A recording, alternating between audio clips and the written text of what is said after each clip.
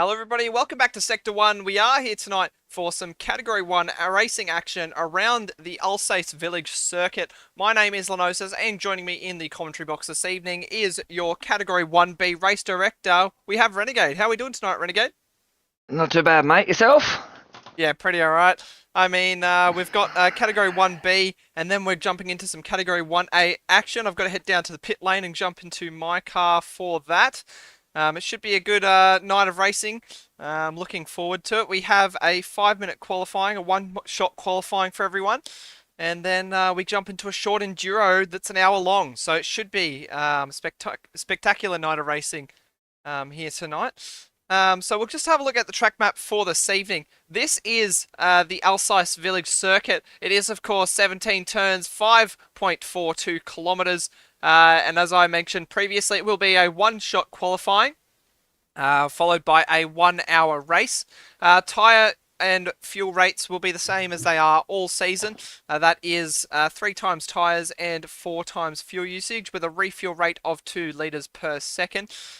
Jumping into strategy, of course, we have the soft and medium compounds available, and these are the options that these guys will have for tonight's strategy. So last week we had both race winners in both of the categories running the one-stop medium. Now we have the two-stop on softs listed here, but that two-stop strategy will more look like a medium soft. Just some of those guys won't be able to get those medium compound tyres to last 30 minutes, so they will have to opt for a soft tyre somewhere along the way. So yeah, what do you have to say about the strategy, Renegade? Um, it could be a dicey one. I mean, I myself went for the one-stop strategy last week and had a decent result. I think I finished 5th, so a couple of guys did the two-stop, and some were up, some were down. So yeah, it'll be a tricky race to see how these guys go, how they work their tyres. Yeah, absolutely. We'll jump across and have a look at the point situation now. So Jeesh leads the way over Godey in P2 by just 1 point. Then we have a massive step back to Foss, who is 37 points behind the points leaders. We have Wakey, Lenosis, GTR, John, Neff, Captain Muffin, Slappers, Tombo, CPJ, Heafy, Morgan Davey. That will be Category 1A tonight. And then in Group B, we have Dale Teeks, Evil Evo, Artsy, Ricky Bobby, Dadson, Boy Begum, Tim Durags, The Banker, Hodes, Stickers, Denico, E-Bulk, Sizzling Sausage, and Zero Placement will be the last driver on the grid. So that's the situation for tonight. We're not far away from jumping into Category 1B, one-shot qualifying. Do we have all the drivers in the lobby and ready to go there, Renegade? Just checking that out now. Seems, yep, everyone's ticked in. It's only you and I that obviously aren't ticked in, so let's get these guys going with their qualifying, shall we? No worries, here we go. Let's get started for... Wait, do we have... Who are we missing? I think we're missing a couple of people. Um, I don't know. are we, I mean, are we I've got missing 12 anyone? drivers here. I've got 12 drivers on screen. Well, I think it's supposed to be 14 tonight. We'll just have a quick check, see if anybody I'll said just anything. go, Um, who? Make sure that we're not missing out on anybody this evening. So I'm just typing in now. Alright, well, nice to see everybody in the chat tonight. We have Robert Rice, Karen Unleashed, Thunder Heafy in the chat. Nice to see you all coming out tonight for some Category 1 racing action around Alsace. It should be a brilliant night of racing. I mean, it's a different format. We haven't really run anything like this in recent times. A 1-hour enduro, so it's a little bit longer than a normal length race, but it's a little bit like it's not as long as our big enduros, so I think these guys should So fare like a mini fairly enduro. alright. Yeah, exactly. It just adds that extra layer of strategy to it. So it'll be good to see how the format works in Category 1. We haven't really had a one-shot qualifying in Category 1. We were supposed to have one back at Brands Hatch before it got cancelled due to the cyclone. But we had the 2-shot qualifying at Blue Moon Bay, but now it's time for a true 1-shot qualifying to see to settle the grid for tonight. So I don't think we are missing anyone, so we should be ready to jump straight into qualifying. What do you say, Renegade? Yep, let's get these boys going. I've given them a couple of minutes now to sort of... There we go. Even 0 placements in on it. Can we start? So make sure to place your race predictions or qualifying predictions down below in the YouTube chat. We'll have a look and see how we go.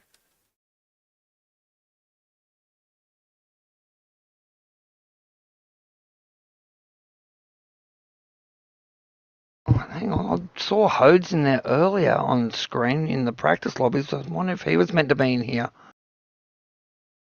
Potentially.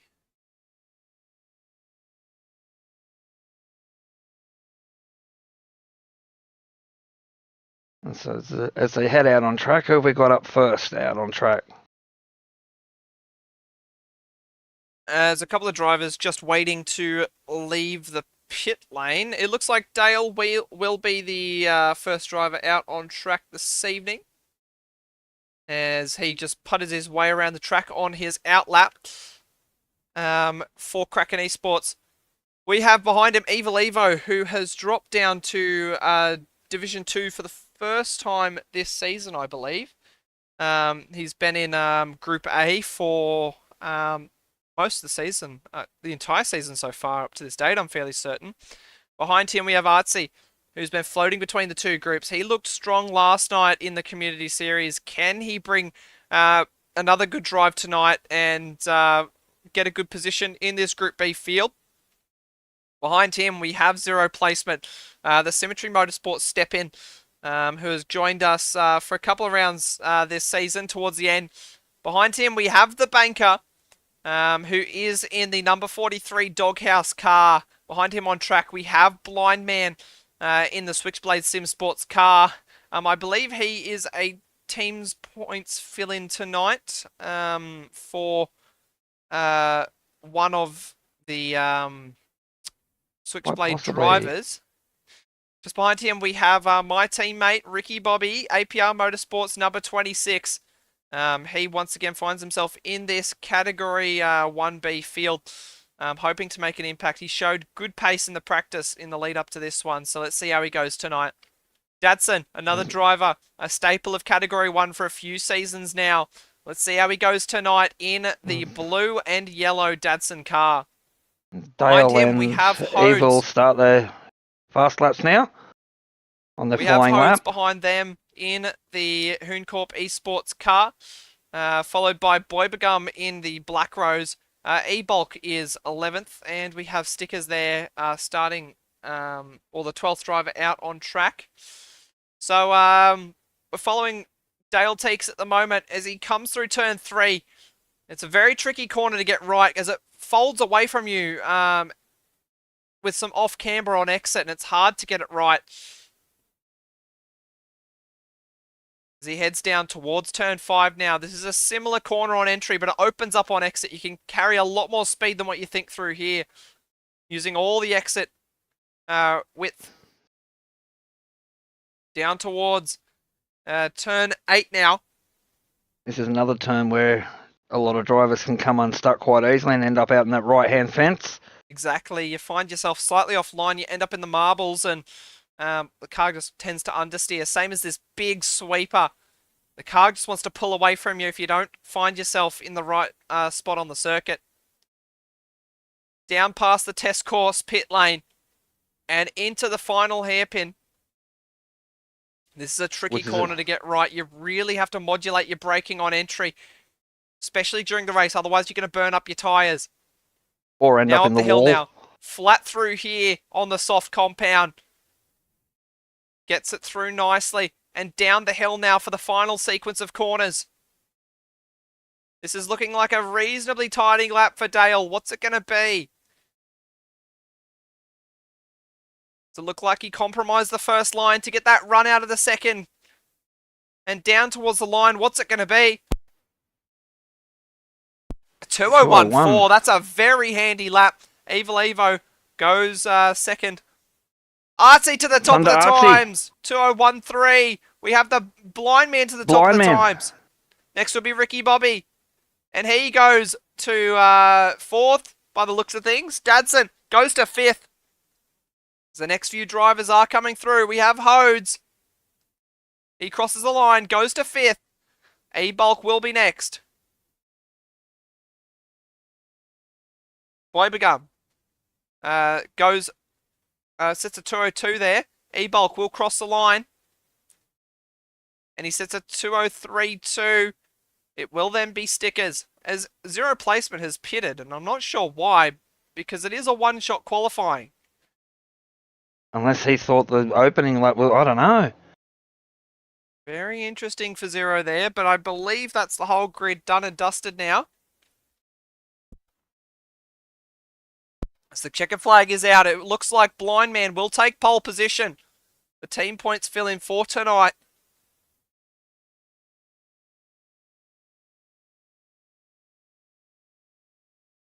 It's unfortunate that for Zero, that will place him at the back of the field.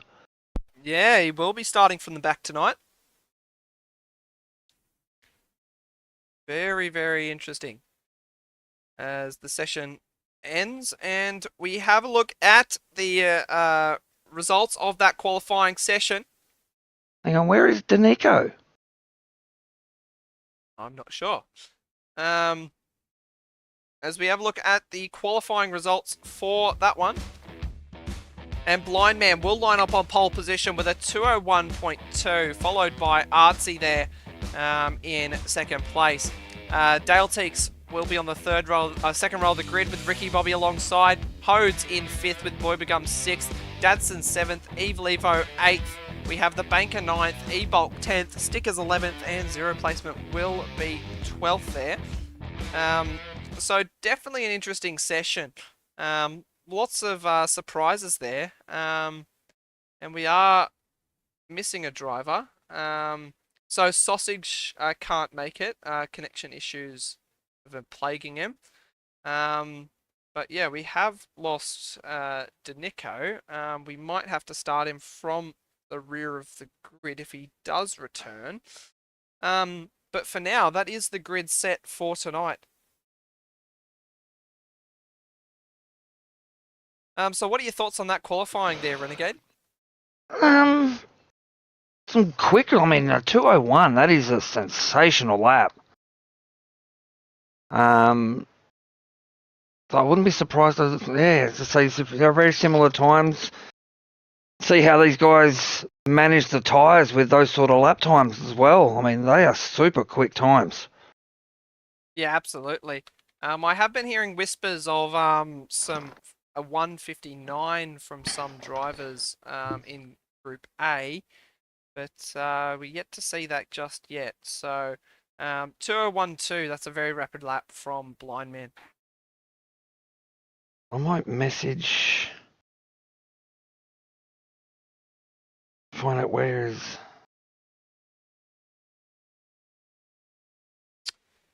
Now, why can I not comment there? So thanks for joining us in the YouTube chat this evening. Nice to see everybody in the chat. We have Keswick Johnson, Prua, and the others mentioned previously. Thanks for coming along, guys, for some Category 1 racing action at Alsace.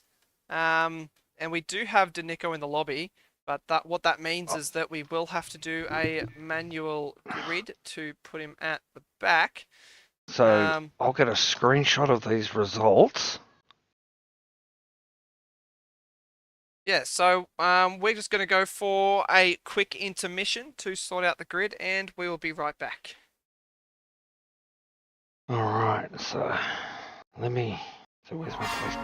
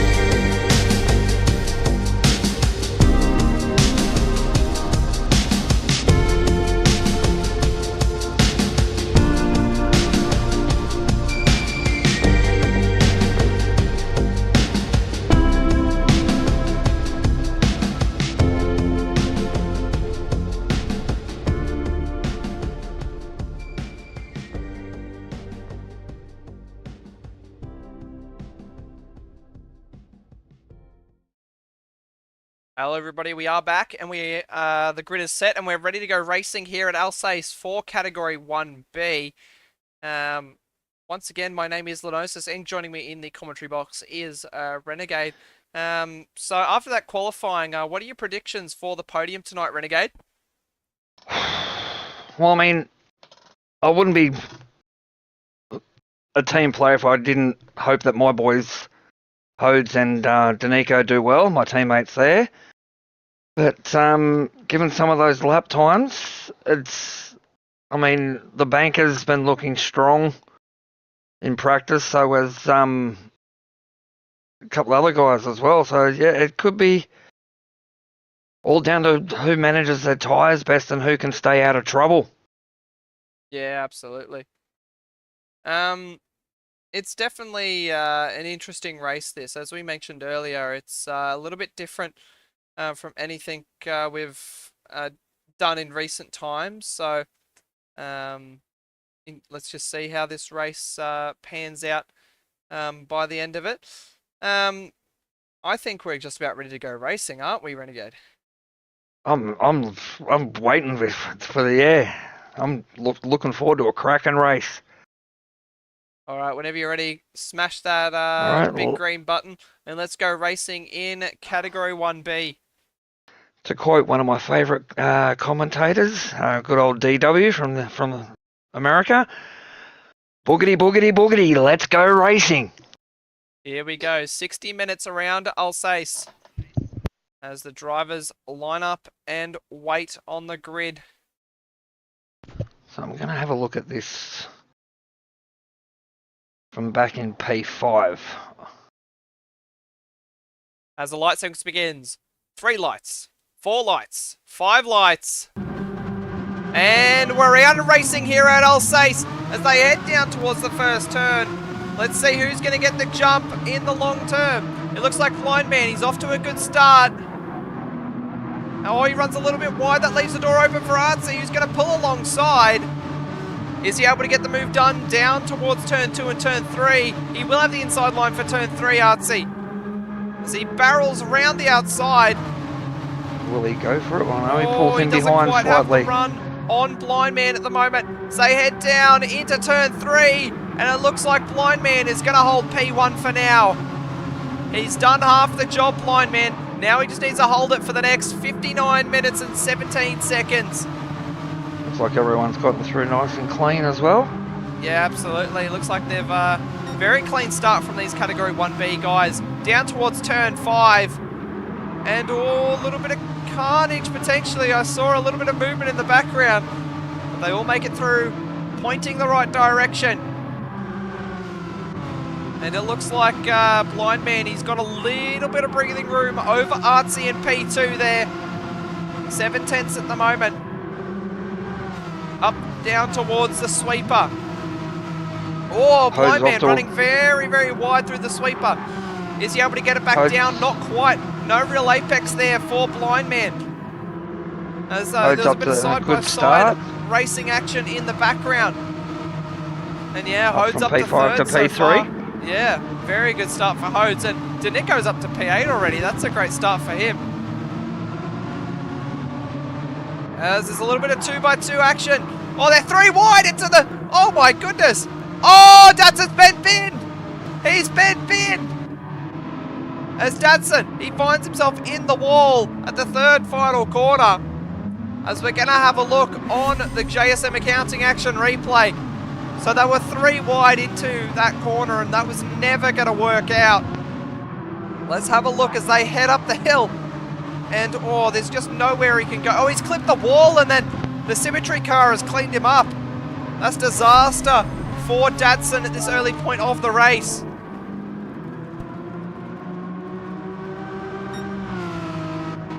He'll have a lot of work to do now. Yeah, absolutely. Back up front, we've got Blind Man, who manages to hold out over Artsy at the moment. We have Hodes in P3, but he's under a lot of pressure from Dale. Dale shows the nose into turn 3. Can't quite get it done on this occasion. Oh! Whoa! Hodes is gone! He's dropped some wheels off and he's absolutely bended. As we see the symmetry car off as well with 0. Let's have a He's look all the way on- down the back now, Hodes. Yeah, let's have a look We on the haven't- JSM accounting action replay. Let's see what happened here. And we'll have a look what happened to Zero as well as Hodes. He rounds turn 3, and did he just drop a wheel off? I think he did. And then we look back down to Zero. Oh yes, and then Zero's just dropped it as well. So absolute carnage at turn 3 on lap number 2.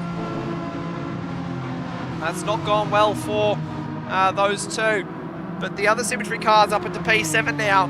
And the Nico other up to P6. Yeah, the other Hooncorp car up to P6. We After have starting Blind Man 13th. with a massive lead early on, 1.2 seconds.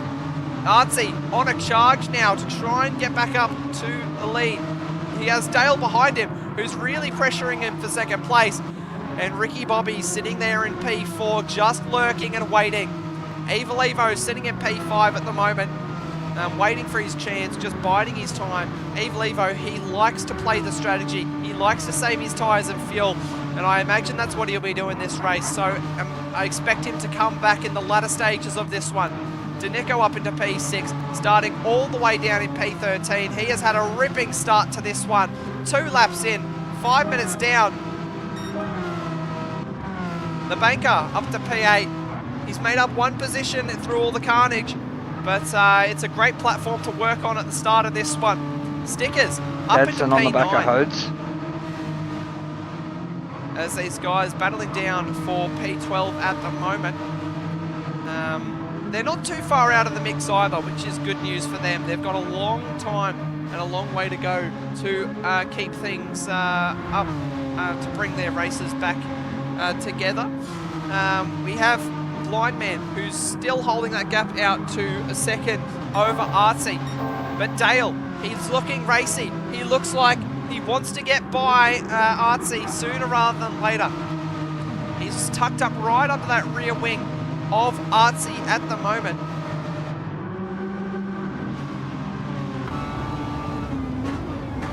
We're just riding on board with Artsy. You can see the Switchblade car in front of him and the Kraken Esports car behind him in his revision mirror. Currently fastest lap on the race is 2:03.7 by Dale Teeks.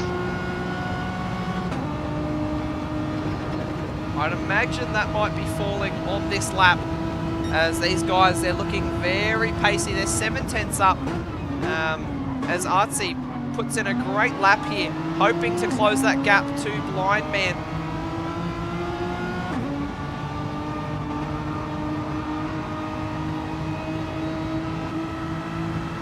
On the rear wing of Artsy now, as he heads down towards the final series of corners. Oh, Dale showed the nose, doesn't quite blink at it. Artsy calls the bluff, but if he gets a poor exit here, he could be under the pump from Dale. It's not the best of exits from Artsy, but I think it's going to be enough to stay ahead of Dale into the first turn. As a 2:03.8 on that last lap for Artsy as Dale, whoa, right up underneath the rear wing there. Can't quite get the better of Artsy. As you can see, Dale looking in his rear vision mirror, as Ricky Bobby lurking in the shadows, waiting for his moment. As Dale looks to the outside, and into turn 3. He's going to throw it down the inside, and he's going to get it done. He almost cleans up Blind Man as well. That's a good move from Dale. Slots himself into P2. He'll be happy with that, and he's on a charge to take P1. P1 currently under wraps by the team points fill-in that is Blind Man. He's got 2 on a pole purple positions lap in a single round here. at the moment. Blind Man, he took pole position in category 2A, and now he's taken pole position in category 1B. So if he manages to get this race win, this will be the first in a long time. A race win by a team's points fill-in. We got close last season with Excel at Monza, where he came up short in P2 to GTR, who won that one. But now, Blind Man, he has a chance to make Sector 1 history.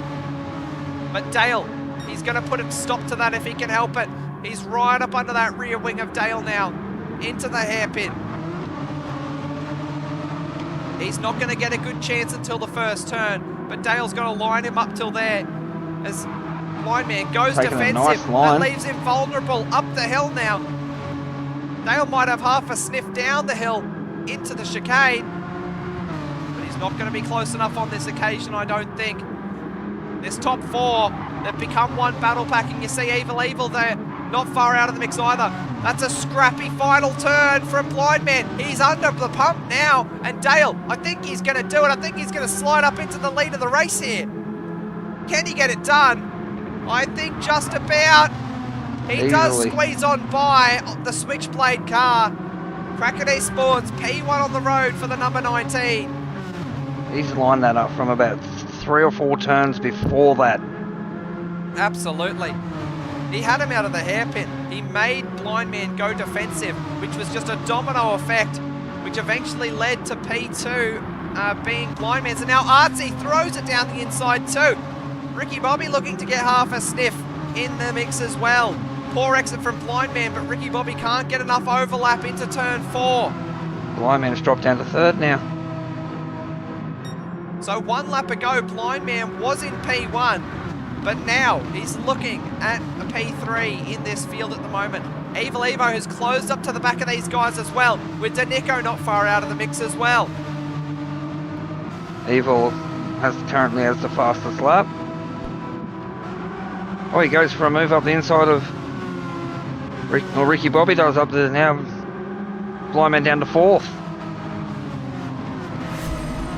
As we'll catch it on the liquid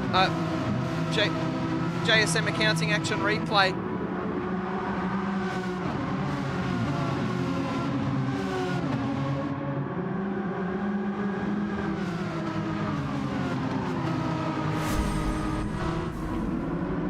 As we're back with the racing action, and Blind Man, yeah, in the space of a couple of laps, he has dropped all the way down to P4.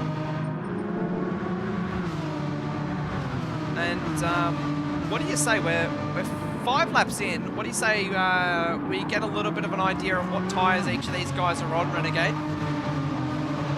Yeah, we can do that. So up in the lead we've got Dale.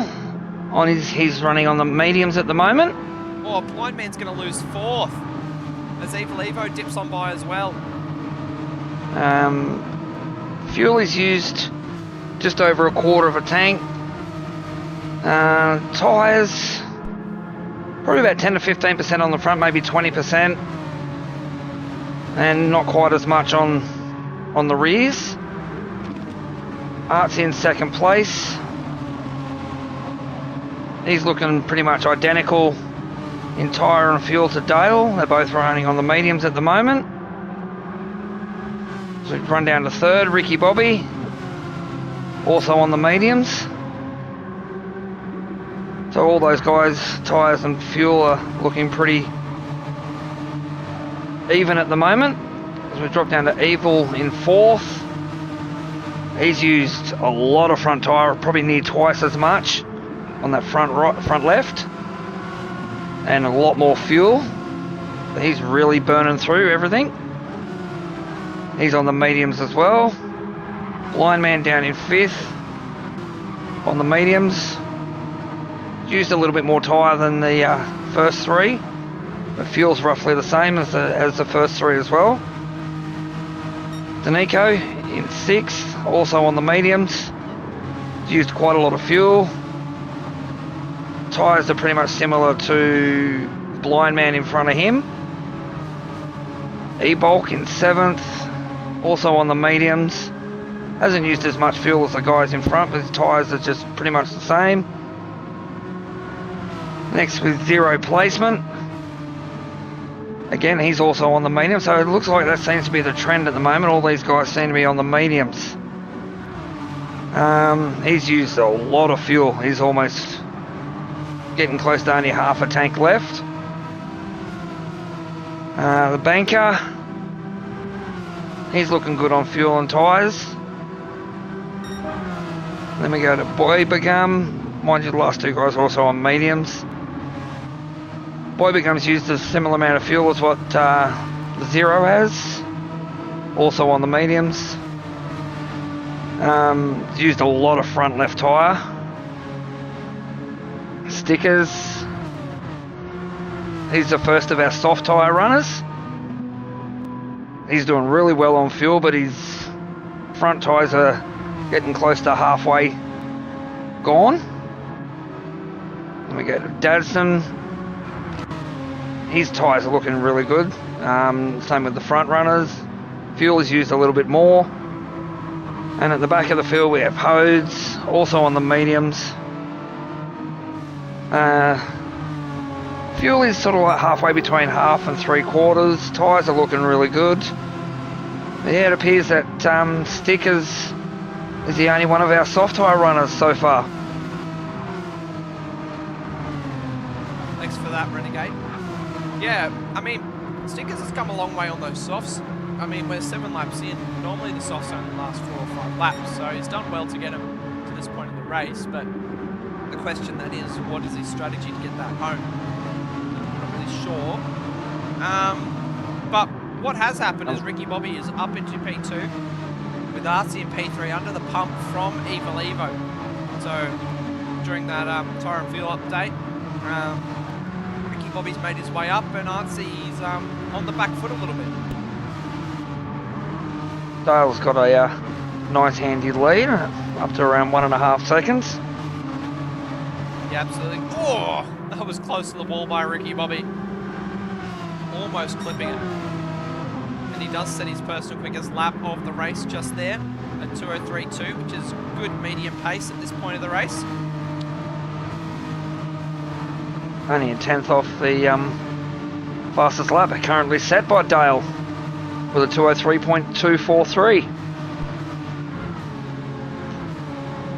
Potentially a mid-stint blast for Ricky Bobby to try and regain that race lead. As Nico does get past Blind Man up into P5.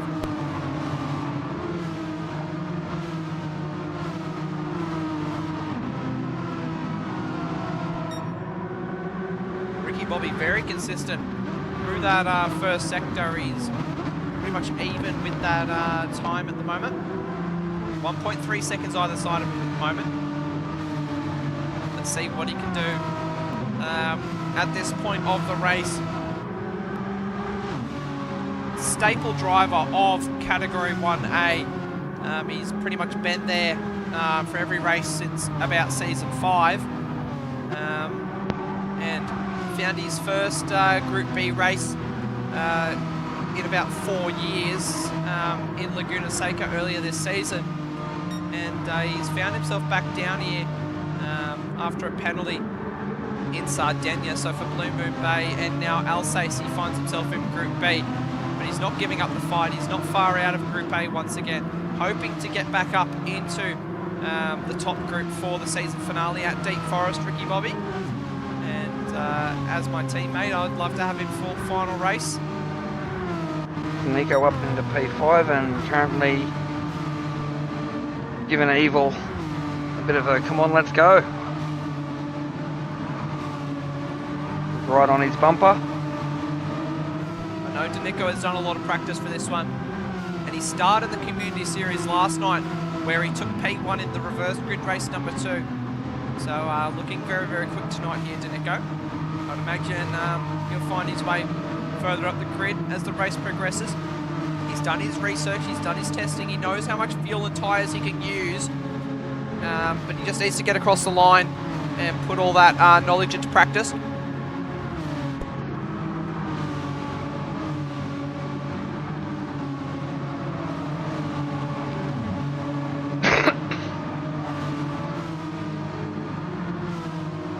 I know he did say to me during the week that he did catch the race that I did last week to do some testing on that and see how he goes with it, so yeah. It's Evil Evo, P4 at the moment. He's just running his own race, doing pretty well here. The podium's not out of the question for him at the moment. Last week at Blue Moon Bay, he didn't have the best of races, but he's fighting to get back up into that top group once again. I believe he's only 1 or 2 points away, so a P4 here, a decent result at Alsace should see him back into the top 14 for Deep Forest. If he can pull off a podium finish, that should definitely, you should definitely like his chances of that happening. Yeah, absolutely. Podium finish should see him safe. Oh, he goes a little bit wide there. Evil does. That leaves him a bit vulnerable from Danico. He might pull the similar move to what Dale did to take the lead.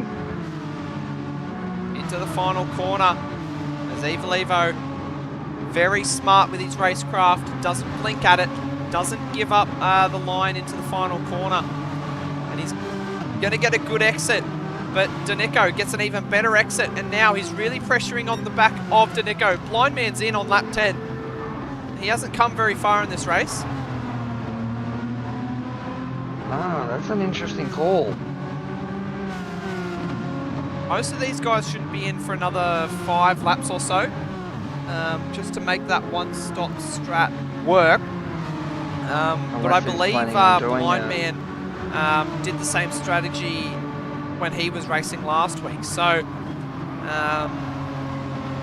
with not great success last week, it must be said. I mean, he still came home P4, I believe, so decent result nonetheless, but from pole position to P4, the strategy didn't quite work out for him last race, so interesting that he's choosing to go with that strategy this race. Unless he's trying an alternate strategy.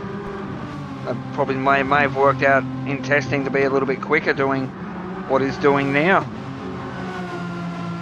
If anything I can think of as to why he would be pitting so early. Where does he come out? Comes out in P9 in front of Dadson. Not right in front, it's got a couple of seconds gap. Back to in front of Dadson. But on the fresher tyres, you'd expect that, considering Dadson's, well, he's on the mediums there. Who was it on the... Hode's now up to P11. Stickers is also pit. Who was our only soft tyre runner, did I say? It was Stickers, wasn't it? Stickers, yeah. Yeah, he's now on the mediums. 12.5 seconds back from Boybagum, who has pit as well.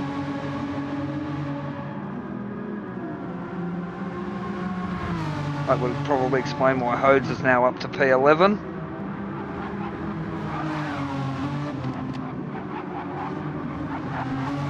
Zero pits on lap number 11, or lap 10, sorry. So he's come 20% of the distance, and he pulls the trigger on the pits, which is interesting considering that, I mean, the two-stop, it can work, but we haven't really seen it work. No.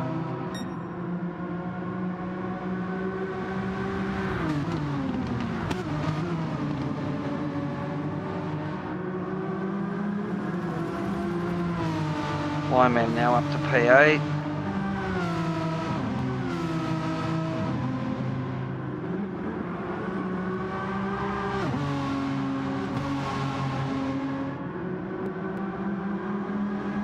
As Dale, he's sitting in P1 at the moment, 1.2 seconds over Ricky Bobby. Artsy's sort of fallen back, and he's within slipstream range of Evil Evo and Danico. So maybe Artsy burning his tyres a little bit too much, or a little bit of a fuel save or tyre save to try and get an advantage late on in the stint. Oh, we hear some tyre squeals. And it is E-Bulk. Oh no! Spun lost it at the banker goes through. So we're going to have a look on the JSM accounting action replay.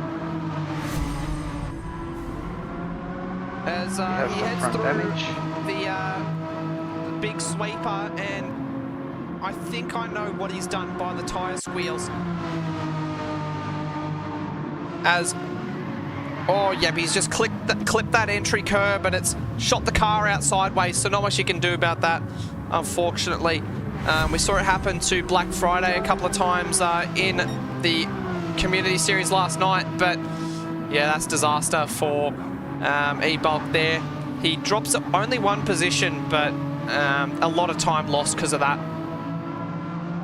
His tyres are looking very second-hand right now. Yeah. I mean, most of these guys, they only have to make it another 3 laps before they've hit their targets. It should be a 29-lap race for these guys this evening. Danico goes up the inside of the banker, I think. He does. Oh, sorry, up the inside of Evil, yeah. So we'll have a look on the JSM Accounting Action Replay, see what happened here. As he got it done through the first turn, he pulled alongside and then slipped on by turn 2. Or turn 4, sorry. Slightly better tyre wear as well. Might have helped with that. Not much difference in the front tyres.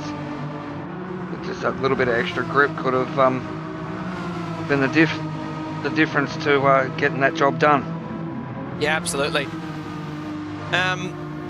Yeah, so Danico, he's got 1.9 seconds up to Artsy at the moment. Can he peel that back before the end of the stint? Just a couple of laps to go. Depends how much of a tyre advantage he has saved up. Does he have any tyre advantage saved up over Artsy?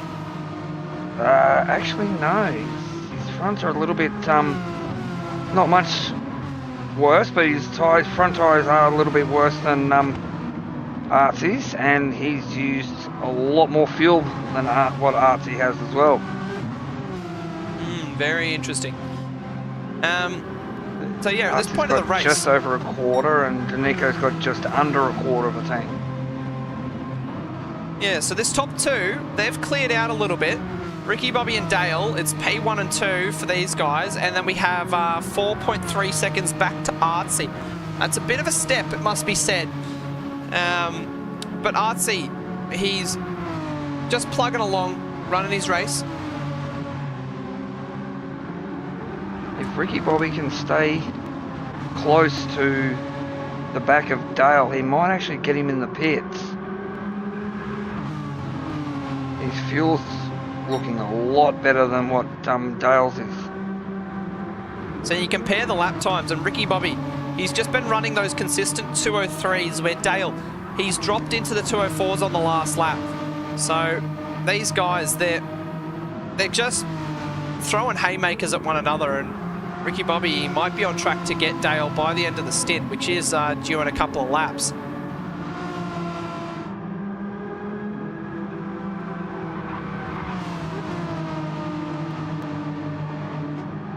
I'm wondering if these guys have got the stream on in their ears as well and listening to what's going on. Wonder how many. Danico, he is slowly making inroads on Artsy as well.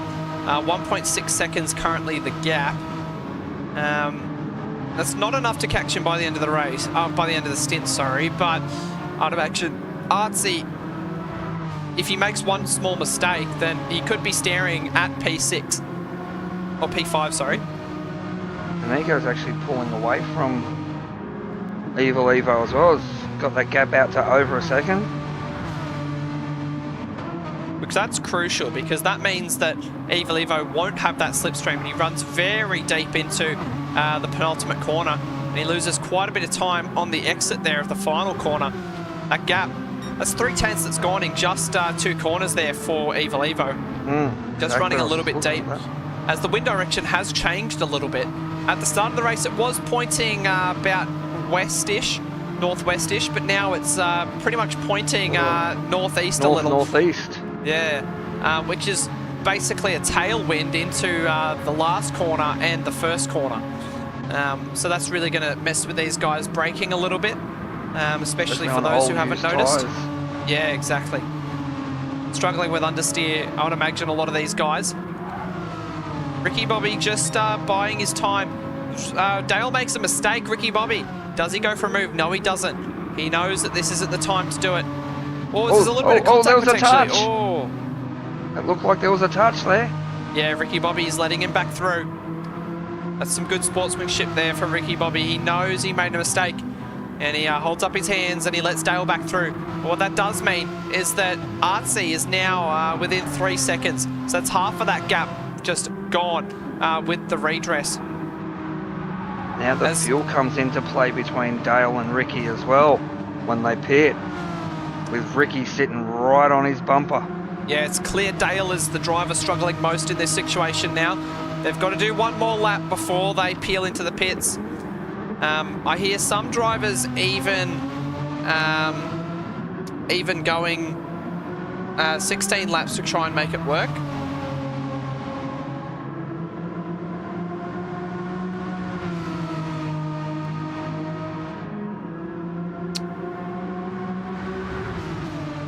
So we've just had word from the Ironheart pit wall that Captain Muffin will not be in attendance for tonight's Category 1A race due to some logistical issues. But Artsy's in, so he makes the call.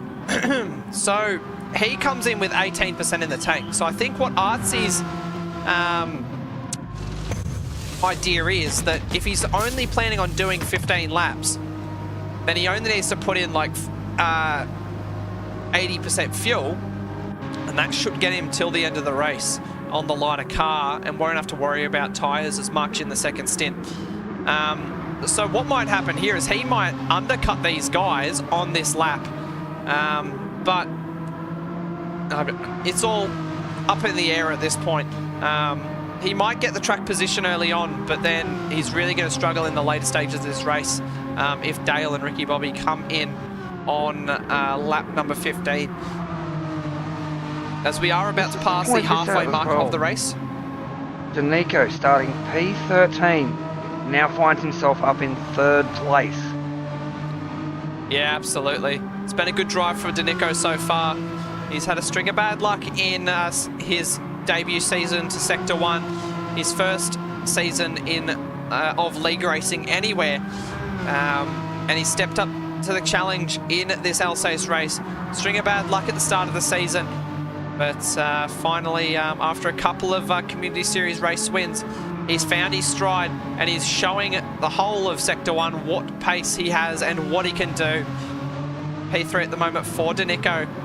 Long way to go. We're only at the halfway mark, but can he potentially put his name on that podium trophy? He's absolutely dropped Evil Evo here, who's now 5 seconds astray in P4. Going that extra lap over Artsy, it might be able to help Danico on a charge for the podium, as he's also catching the front guys. He's up to 5.5 seconds on Dale. It was out to 7 seconds. As both leaders as they peel in. Will Danico pull in? I think he will. Yes, he does. Yes. As he's got nothing in the tank, that's going to lose him a lot of time. Evil Ovo peels in.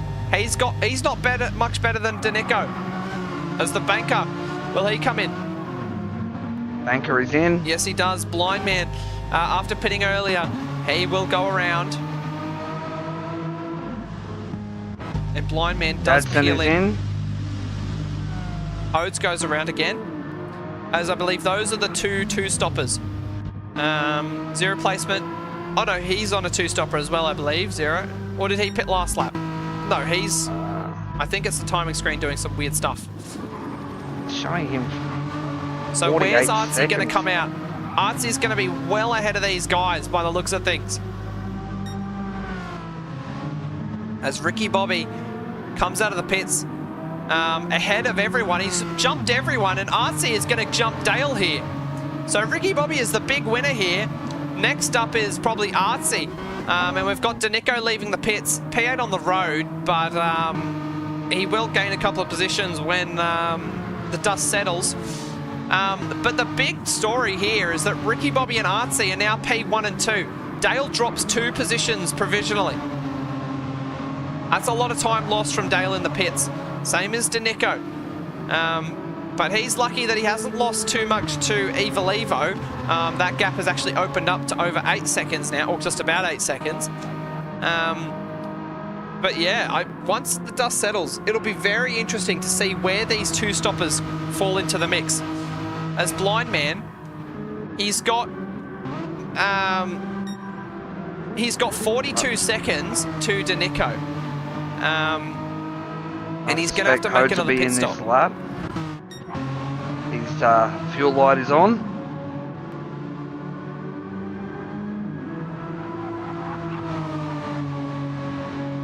So, Hodes has done 16 laps in this first stint, I believe, hasn't he? I don't think he's peeled into the pits at all at this stage. I don't know. I don't remember seeing him peel off, no. So that means he's going to be very quick in this final stint. As he goes around again. Oh. I think Nath might have to get on that team radio and get into his ear. Find out what the hell he's doing.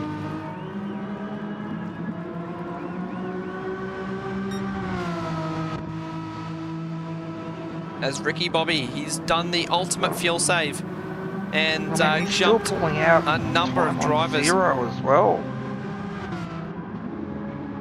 He's pulled out a further second over zero placement.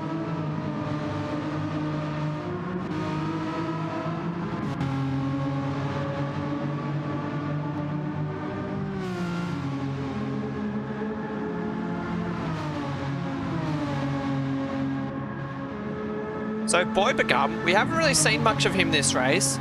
He's just been running his own. But I believe he is also on the two-stopper with that lap 10, 2:42 lap time. So he'll be due for a pit stop in about 3 laps' time. So I'm just trying to figure out where the dust is going to settle on these two stoppers. Pretty much, Hodes has got to make a stop. He's going to come out P10 or 11. Blind Man is going to stop. He's going to come out P8 or 9, but then he's going to have those fresh tyres that he can absolutely just push the hell out of. Yeah, exactly. Same as Zero, but Zero's 20 seconds down. So I think Blind Man for a top 5 is on the cards, but if he's able to get it done, that's going to be a great drive for a reserve driver. I mean, he's pulling out away from Hodes as well. Like, that gap's out to nearly 10 seconds now too. But Hodes is also have to stop. Hodes is also on very worn tyres and no fuel in the tank, so he's going to be coming in now. Yeah, nothing in the tank there. Zero placement. He's 20 seconds down on Blind Man, and they are on the same strategy. So it really makes you think somewhere in between all of the mess is Blind Man going to settle down. We've got Ricky Bobby who crosses the line now. He's going to come out well ahead of Hodes, who's only just putting fuel in the tank.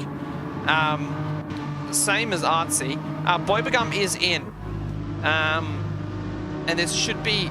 That's an interesting stop there for Boybagum.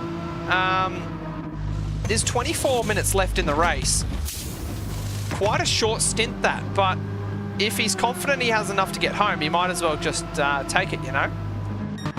Exactly. I mean, wouldn't have to put a lot of fuel in the car, fresh tyres, less than half an hour to go. He's going to come on strong towards the end on those mediums.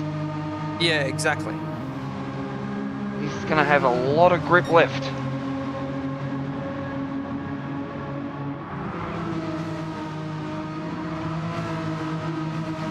This could be a huge call. As Dale does set the fastest lap of the race on the last lap as well, a 2:02.5. That is absolutely rapid on the medium compound tyre.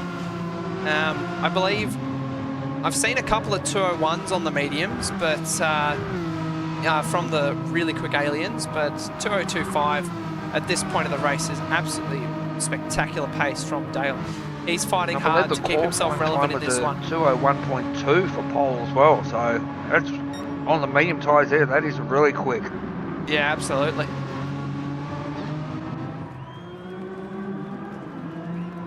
It's Blind Man. I imagine 2 laps before we see him into the pits. And that gap is falling to 0, just a little bit. But behind 0, we have Ricky Bobby, who is closing up that gap. So the longer these guys stay out, the less chance of them falling into a favourable position. Now, just for tyres, the pit transit is 15 seconds. And you've got Ricky Bobby at 25 seconds back. So, I mean, 20 minutes, that's what? 66% fuel that you're going to need. Now, how much fuel has Blind Man got in the tank at the moment? Let's have a look. Blind Man, his fuel light is on. Okay. So he might be able to do one more after this. But 60% fuel that he's probably going to have to put in the tank, 70% fuel to get home safely. That is a long way to go. Zero's got under a quarter of a tank of fuel. He's like 18 seconds back from Blind Man, so... Yeah. So Blind Man, when he pits, he's going to have the 15 seconds for the tyre change and to come out. And he's going to have 35 seconds to put in fuel to get home. So, what's that?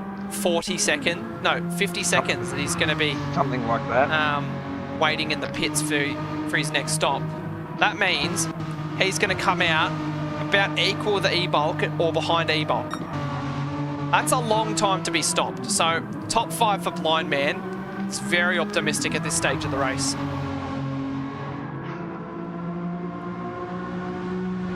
Will he be in this lap or will he come in next lap? That's the big question. He sort of needs to choose which lap he wants to do, which stint he wants to do 9 laps, I should say. If it were me, I'd probably be coming in now, especially while you've still got such a large-ish gap. As he goes around again. Out again. And that gap to the guys behind is just falling and falling. Ricky Bobby down to 24 seconds. So I think at this point, Ricky Bobby has just got to play his cards right, and he's in a good position to take the race win tonight. As Zero enters the pits. Yeah, so Zero makes that call that you were talking about to come in and take the 10 lapper to finish things off.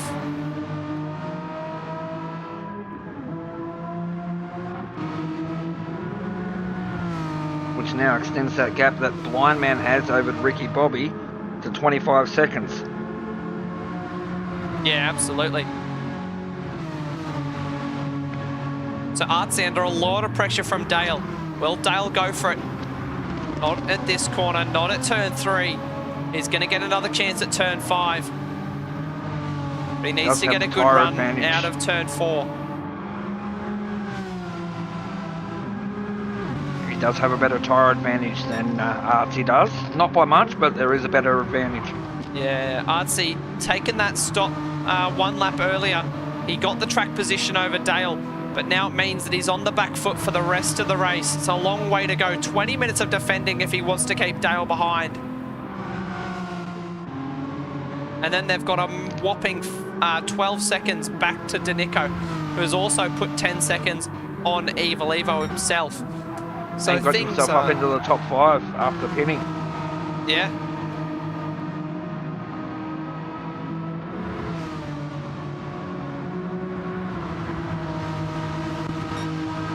Does Dale go for it into the hairpin? I don't think he will on this occasion. So at the moment, he's got the fastest lap. He's sitting P4, will be P3 in a second as Blind Man peels into the pits. That's a good haul of points at the moment. Smell of an oily rag. And he could be in, for a P2 finish here, Dale. So that'll be a whopping haul of points to potentially get him back up into Category 1A. Now, all this fighting and all this pressure from Dale just means that Ricky Bobby is getting a further and further advantage over these guys. As we see Dale pulls alongside. Can he get it done into the first corner? Dives down the inside, and yes, he does. Great move by Dale. Brilliant stuff to get himself up into P2. And the dust is starting to settle. Move what he did when he took the lead of the race too. On the exact same corner. As Blind Man comes out behind Danico. So that's definitely interesting. I thought he would come out behind Evil Evo, but he hasn't put as much fuel in as I estimated he would. So that leaves all the cards on the table.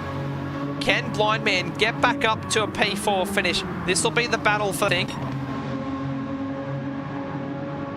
Dale and Artsy still neck and neck. Is Artsy able to conserve a little bit of tyre and fight back towards the end? We saw in that first stint that they both struggled on their tyres late on in the stint, and Ricky Bobby sort of managed his tyres better than the other two. But if Dale wants to win this race, he's got to use his tyres now. But then if he uses his tyres now, he might not have enough by the time he actually gets up to Ricky Bobby. And that's the dilemma that Dale faces at this point of the race.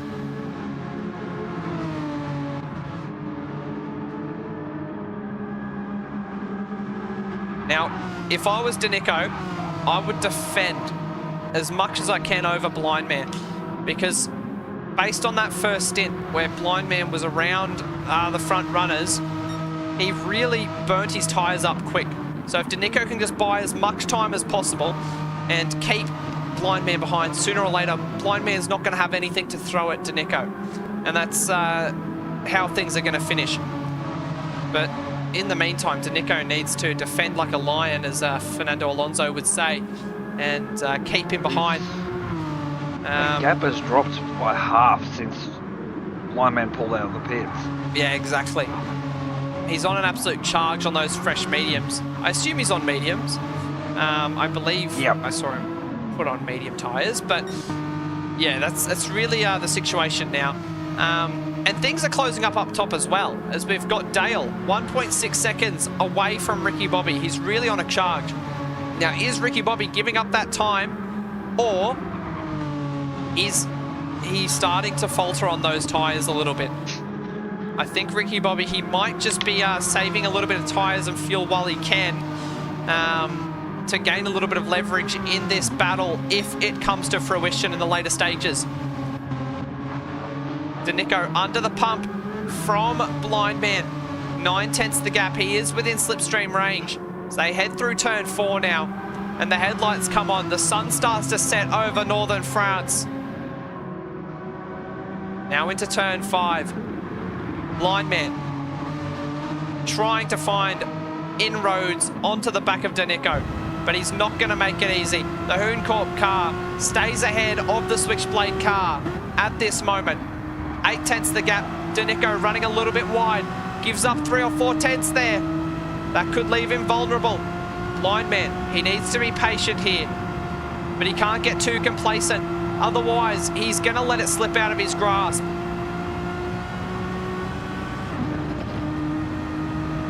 Down towards the hairpin now. 3/10 is the story between these two. At this stage of the race, we have one soft tyre runner as well. Who's that? That would be Hooncorp driver Hodes in Very P9. interesting. Now, is he able to get them to the end? Because he went a long way on those mediums. And he's currently set a purple sector into that one by a quarter of a second. Could we see a new fastest lap of the race here in a minute? Potentially. Potentially into the 201s. That would be a quick lap there. As that's a good lap there from Danico. 203.9. Starting to pick up the pressure now. Blind Man needs to find something in the next 3 laps. If he can't, it might leave it too little too late, and he's going to wear too much of his tyres. So we're into the last 15 minutes of this race. This is where the strategies culminate. This is where... Oh, as I thought, Blind Man, I thought he was going to show the nose there, but just not quite. 3/10 the gap between these two as they head through turn 4.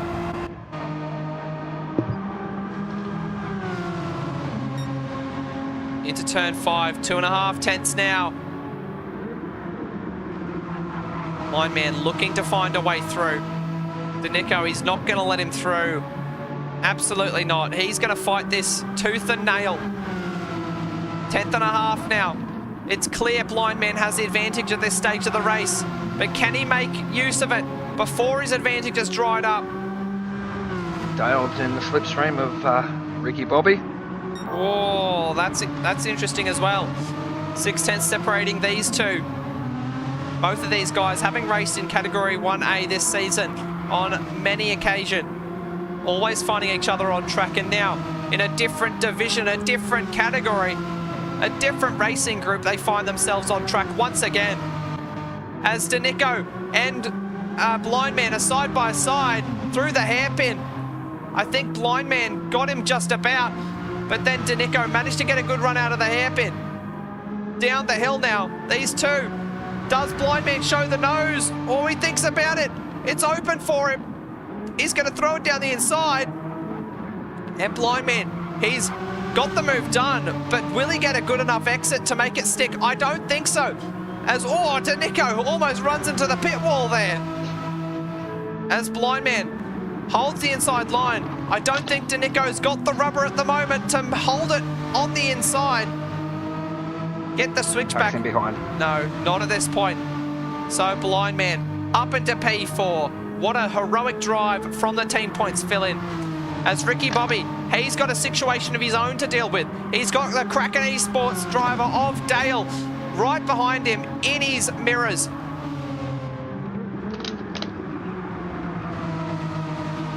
Round turn 5 now. Through the kink of 6 and into turn 7.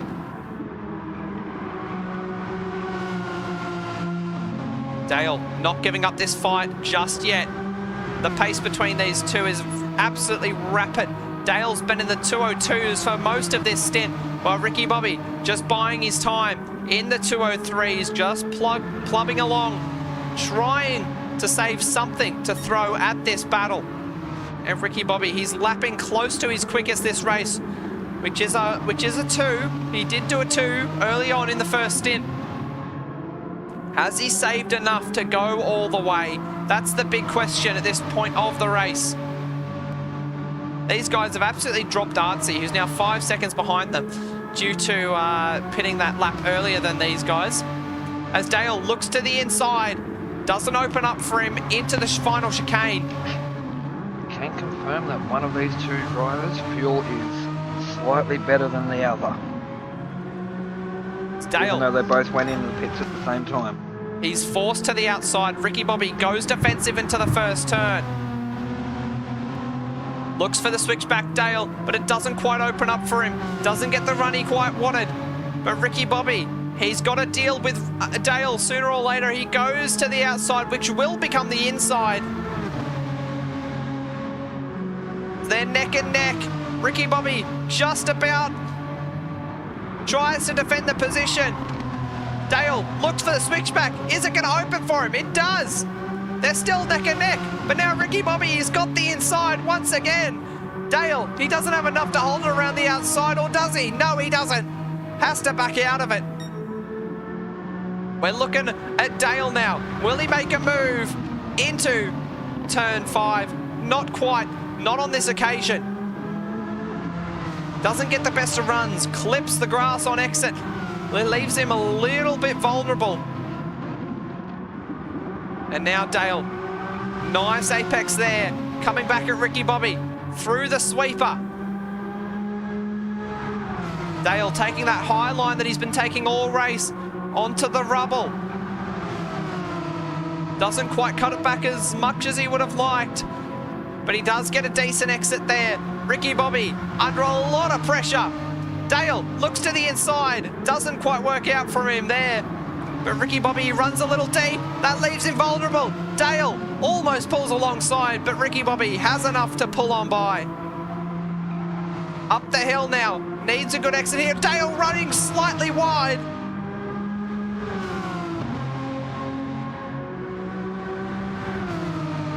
Into the final chicane now.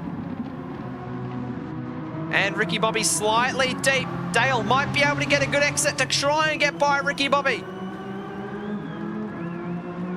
Ricky Bobby sends him shallow. Sends him the long way around. Goes shallow into the first turn. rinse and repeat, the exact same as what we saw last lap. But Dale gets a mega exit. Is he able to pull alongside? He does. And into the lead of the race, but is he going to have enough guts to get by him into turn 3? He does. He's a whole car width in front, and now he just needs to defend.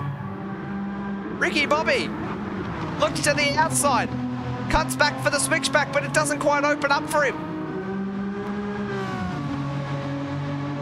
These two cars, they've been going at it for a whole 53 minutes, and there's still 7 minutes of racing left. They should get another 3 laps here. This battle is far from over. A tenth separates these two after almost an hour. Bit of a buck from Dale there. And now Ricky Bobby looking to the inside potentially, not quite. Trying to get the car to turn in. It doesn't want to turn in. It wants to argue the point and complain on the front end. Dale running high and wide, trying to get that run down towards the hairpin. It looks like he gets a decent run out of there. But Ricky Bobby, he's got the slipstream working in his favour this time. Into the hairpin. For the 26th time. 2 tenths separates these guys as they head up towards the final sequence of corners. Dale's been struggling through here for the last few laps, but it seems like he's able to wrangle it this time. Down the hill, into the chicane. Be wary of possibly a new fastest lap of the race being set over the last 5 minutes. As Ricky Bobby just come out of the deep pits. into the slipstream of Dale. Is he able to get it done this time? Not quite. Stickers has come out of the pits on a fresh set of soft tyres. As Ricky Bobby, he loses a little bit of time through the first turn, but he's going to have the slipstream all the way down towards turn 3. 2 tenths the gap between these guys. Will he go for a move? Oh, he shows the nose. He thinks about it.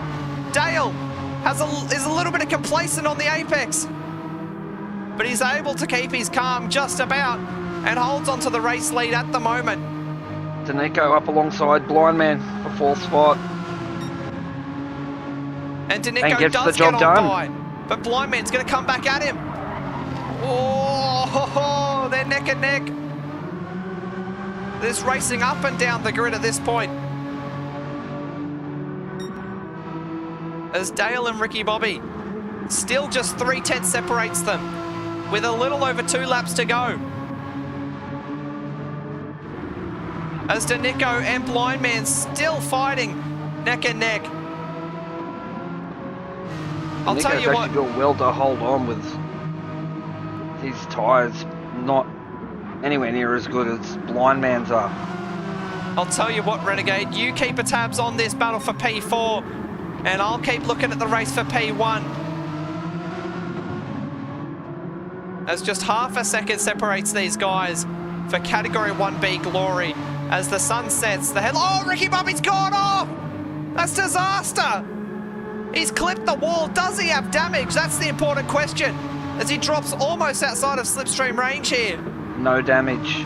No damage. That could be crucial. Those dirty tyres, he's going to lose a little bit more time. As we'll have a look what happened on the JSM Accounting Action replay. As we're just right on board with him. As he came into this corner, the car just gave way under him, a little bit of understeer, and then just couldn't get it turned in. Kept his foot in it to try and get an advantage on Dale there, but he didn't quite work out for him. He's now dropped 1.7 seconds back. Back down to this battle for P4. This is exactly what I was talking about. Danico just buying his time, hoping to come back at Blind Man, as he knows Blind Man will be struggling on tyres. How are these guys looking for tyres, by the way, Renegade? What's the differential between Blind Man and Danico? Very similar. Not much difference, probably about 5 to 10% difference, with Blind Man's tyres being slightly better. That's interesting, because that means that despite Blind Man's advantage, Danico is managing to somehow keep relevant in this fight.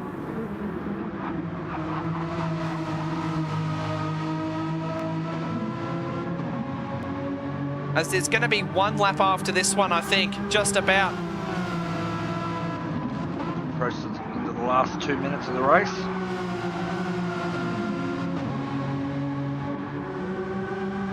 As the situation between Dale and Ricky Bobby out to 2.2 seconds.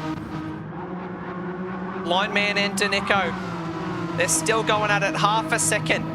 Can Danico overcome the team points fill-in of Blind Man to achieve his best result of the season?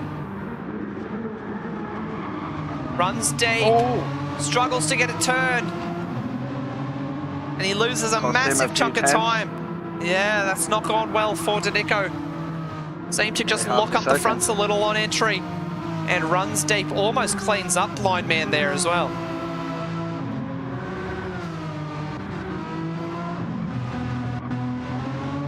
Gap out to almost 1.2 seconds now. Safe to say that Blind Man can count his lucky stars for that. As Dale, he has a 3-second gap as he approaches turn 3. He's just got to walk the car home at this point to claim the Category 1B race win, his first in Sector 1. And Ricky Bobby came so close, but fell at the last hurdle, unable to make an indent on P1. Alsace, after being in the conversation for the entire race long, he's going to finish 10 seconds down on the race leaders, with Blind Man managing just about to hold on over Danico. That battle's not over just yet. But the first finisher tonight, it will be Stickers, who will finish a lap down on the guys ahead.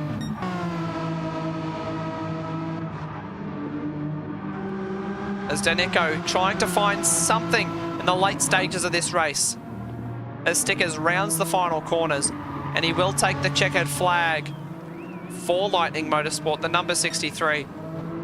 At Dale, he's going to go all the way as he rounds the last few corners. The number 19, he's going to claim another win for Kraken Esports, this time in Category 1B, as he enters the final chicane for the final time of 29. He's driven absolutely spectacularly, executed his strategy to a T, and he's going to come home with the full points on offer tonight. Ricky Bobby will take P2 for APR Motorsport, and it will be Thunder Artsy, the number 874, who is going to come home in P3 for a brilliant podium finish for the Thunder crew. And it looks like Blind Man, he's got just enough to get over the line. P4 for Blind Man, P5 for Danico. What a race for Danico. Highest finish in Sector 1. Zero placement, will come home in a quiet P6. He's done well there. And Evil, he will come home in 7th. A-Bulk, P8 for the Symmetry driver. He drove well as well tonight, the 619 car. P9 will go to the banker. After his early spin, I believe. Odes comes home in P10. P11 goes to Boibagum, who narrowly holds out over Dadson. What a race. And that's all she wrote for Category 1B. Wow. What a race. As we have a look at the results of that one, here is how they came home. Dale finishes P1 with 3 seconds over Ricky Bobby in P2. Thunder Artsy there in 3rd. Blind Man 4th. Danico 5th. Zero Placement 6th. Evil Evo 7th. E-Bulk 8th. The Banker 9th. Hodes 10th. Boibagum 11th. Dadson 12th. And Stickers 13th. So yeah, who's your driver of the day there, Renegade? I mean, there were a lot of good drives. I mean, Blind Man, top 5, Nico, top 5, Dale, race win and and first place.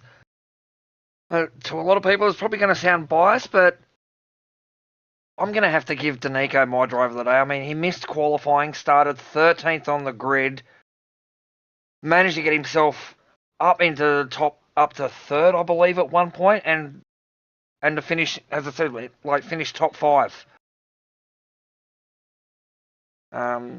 Kept his car out of trouble. Yeah. Yeah, I think I'm going to have to echo that. I think my driver of the day is going to be Danico. I mean, starting P13, it wasn't looking like it was going to amount to much, but he came home with the goodies. P5, best finish in the Sector 1 race to date, so he'll be very chuffed with that. That's a great race for Danico. We have a couple driver of the day votes in chat. We see a lot of people in the chat saying Dale driver of the day. We have Niff, Revs, Bum Crackle saying Dale driver of the day. I think that's a very good call. Dale drove absolutely spectacularly and deserves the race win tonight. So yeah, definitely my honourable mention is Dale. Oh, absolutely. I mean, he didn't put a foot wrong. Yeah, absolutely. I think another honourable mention is, of course, I mean, everyone in the top 5 deserves an honourable mention. Ricky Bobby, he drove well and unlucky to not come away with the goodies in the end, but still a P2. Nothing to cry home about. And Artsy, bit of a quiet race, but P3 nonetheless, so be very happy with that. But yeah, I think Blind Man P4 as a team points fill-in, that's just a brilliant job to him. So yeah, they're my honourable mentions. Everyone drove spectacularly tonight, very clean from what I saw, so it's good news. So yeah, what we're going to do now is we're going to go for a quick intermission, and once we come back from the intermission, I will be gone, Renegade will be gone, and we'll have a new streaming crew, which includes the tired and fatigued banker who just raced in a short Enduro, when he will be streaming. And I'll be doing the opposite. I'll be on track. So, yeah. And here he is, speaking of the banker. Anyway, pleasure being being a race director with you tonight, Lenosis, and you're best to getting yourself down to the pit lane and getting yourself ready to jump in the car yourself. Yeah, absolutely. Thanks for joining me in the comments box tonight, Renegade. And thanks for everybody for coming out. We're only at the halfway mark tonight, so stick around for Category 1A Pinnacle Sector 1 racing action. So we will go for a quick intermission, and we'll be right back. So don't go anywhere.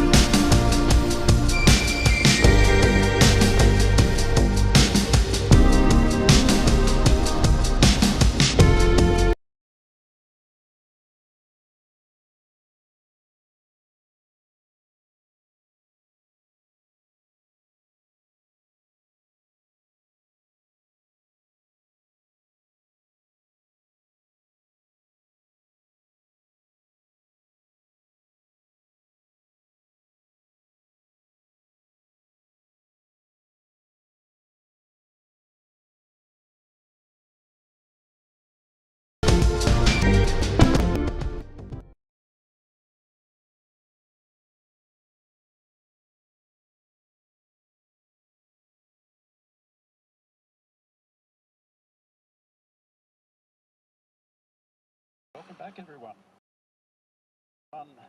Sorry, Cat A, Cat 1.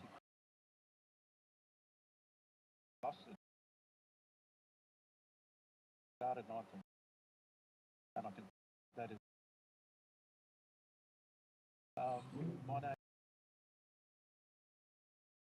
I'd like our RD reps, that's back of the landing Cat 2 with track line. Play tonight, mate, ready to go? Yeah, man, really well to go. Yeah, thanks for that comment.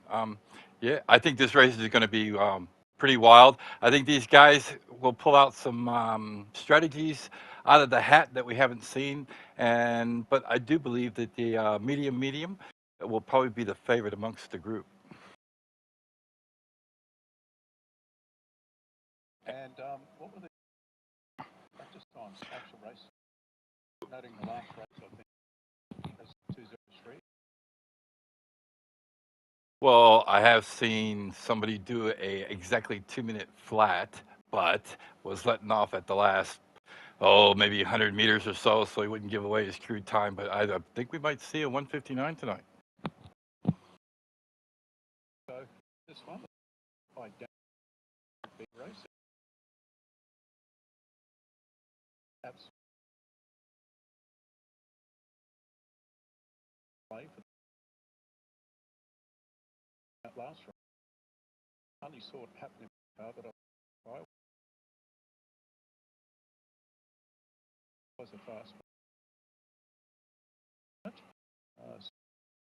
for a cracker in the race. As Yes, we do. He's out on the track trying to do a couple of warm-up laps.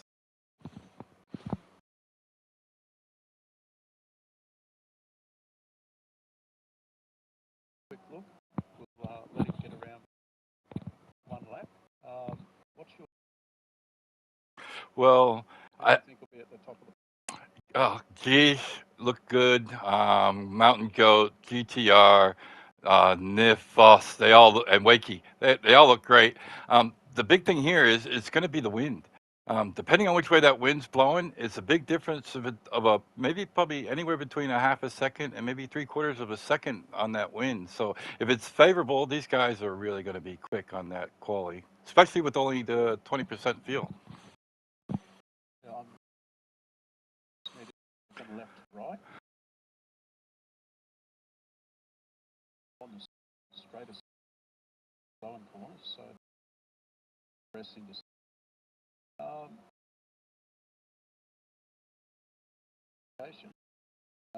in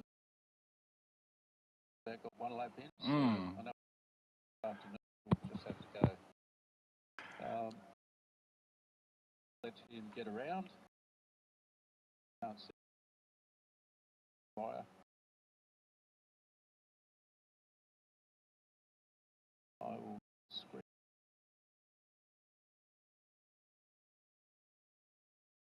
Worries. The colour button has Rev's got tonight. My favorite is pink with purple polka dots, man. Got to have the purple in there. I reckon smash it. Yep. And we're off 9 seconds.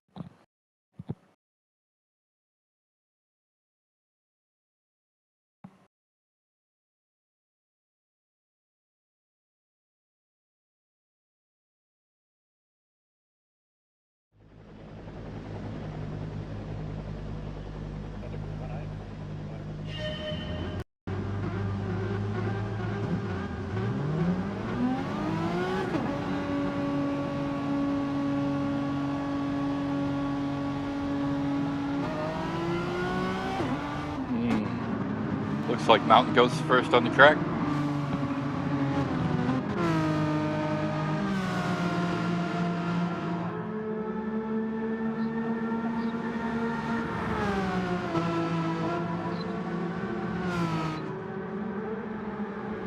Good, yeah, he was my driver of the day for driving last night. Tires were very difficult to keep. I think the same thing's going to be here with anybody that runs sauce. I don't think they're any better than maybe 7 laps on a full tank, and that's if depending on what kind of speed you want to push.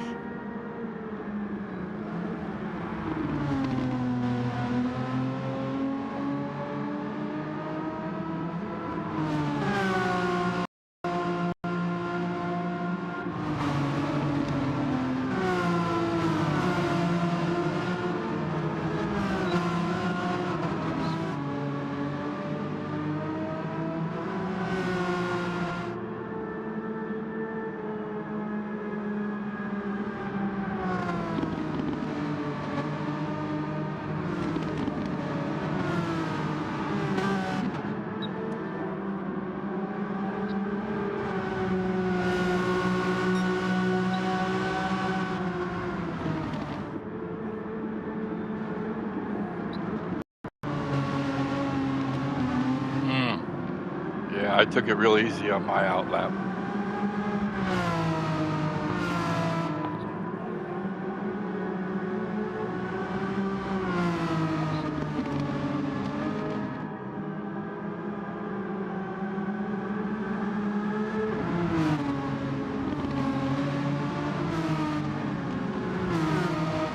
Glad you can remember the numbers.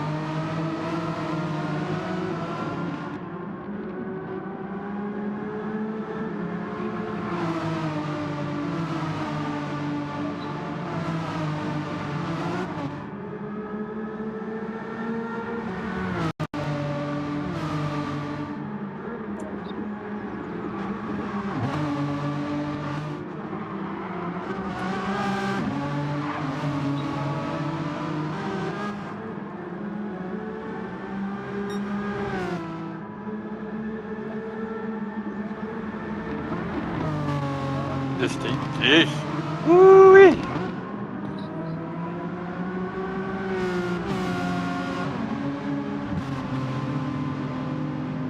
Yeah, he looked really good through practice.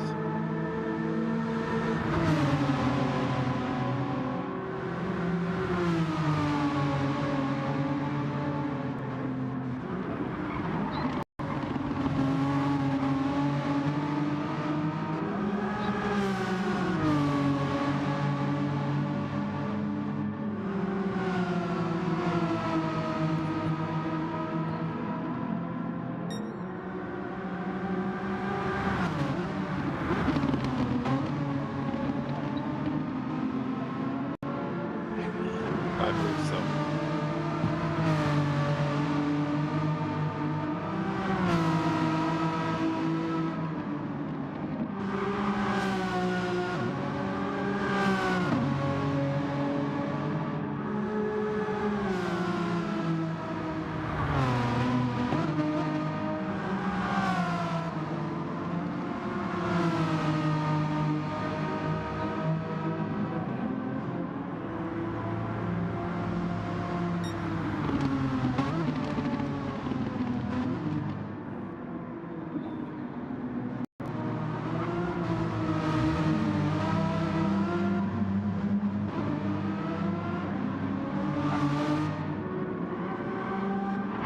Such a long track, isn't it?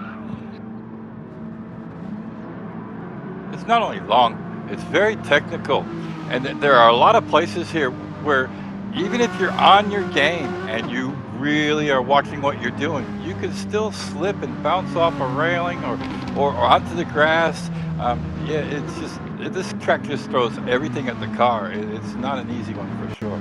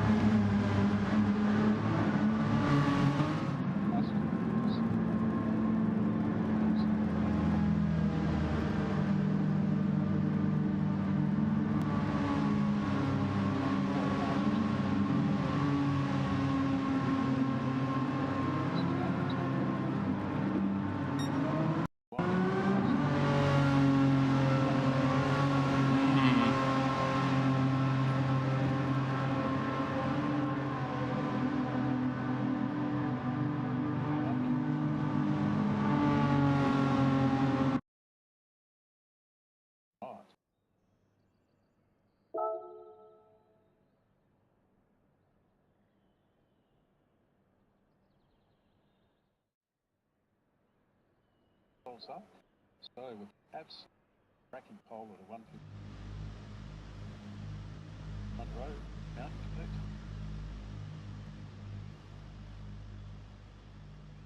Start control weight,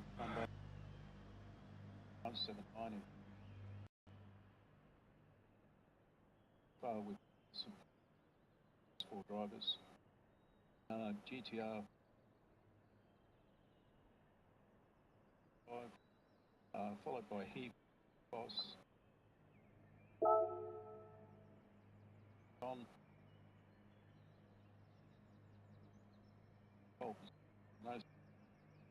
no practice warning any. Yeah. Just, 1, 2, back at it. Followed by and 12 drivers. Qualifying. Nif there. He looked good in practice, so he must have had some sort of incident out on the track that gave him that time. Distinctly, wow, mate, telling you what, that's just an absolutely awesome lap. Fastest I've seen, period, report. Yeah, I'm really looking forward to this race. So I think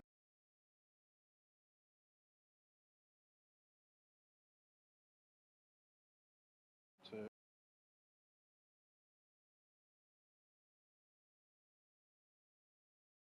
Mm-mm.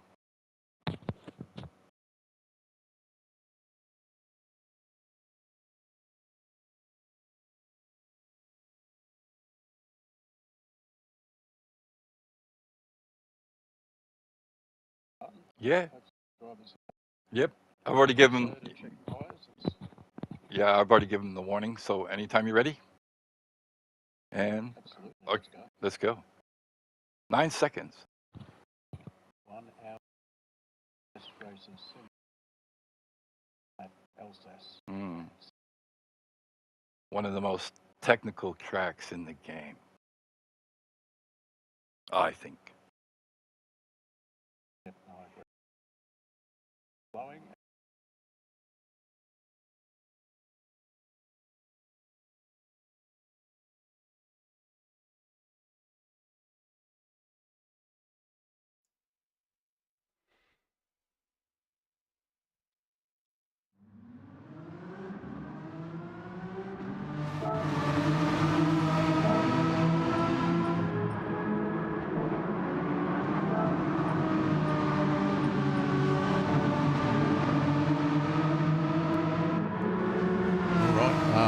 Sorry about just that start.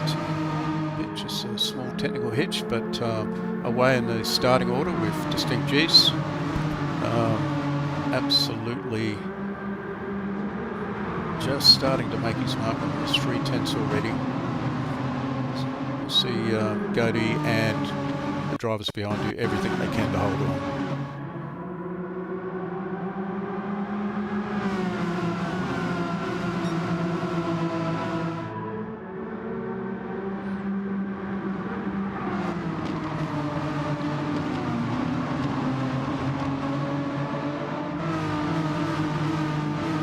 Seven, 8, 9, 10. Having a little argument with each other through these corners.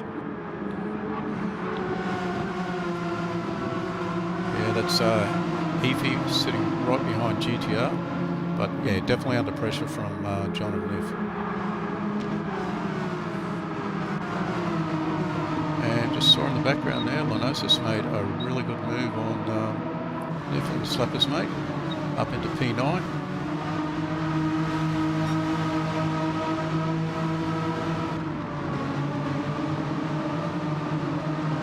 Slappers up the inside. Ooh. Nif with the...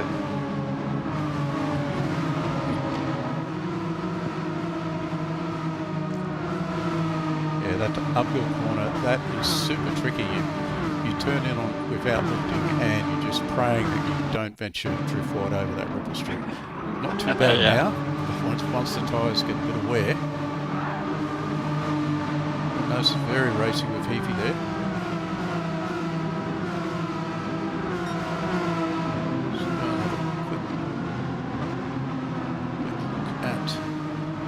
John in the Lightning Motorsports.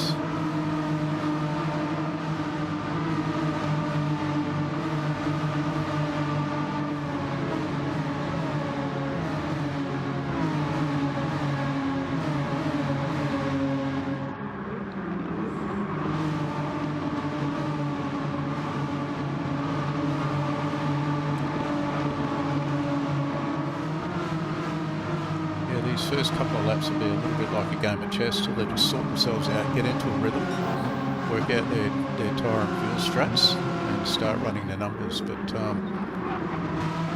the top three, Jish hasn't pulled away, he's just maintained that 5/10 lead. And Goat and Wakey are well and truly in there. Tombo's further half second adrift, and then 9/10 out to Foz. We've got GTR sitting in 6th place, 2/10 back.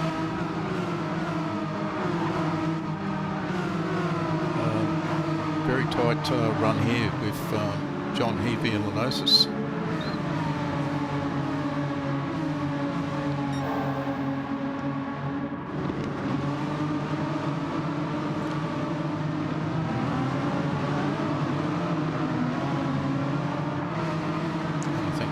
As we get into this lap, we'll start to see some genuine fast laps dropped.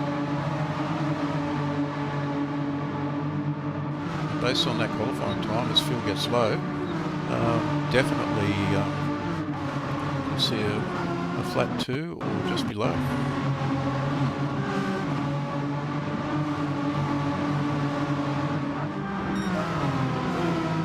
I think Keith had the fastest lap, and Mountain Goat took it with a 2:02.226. Yeah, very solid opening a lap at full pace, especially when they're new tyres, but they're also carrying full fuel load.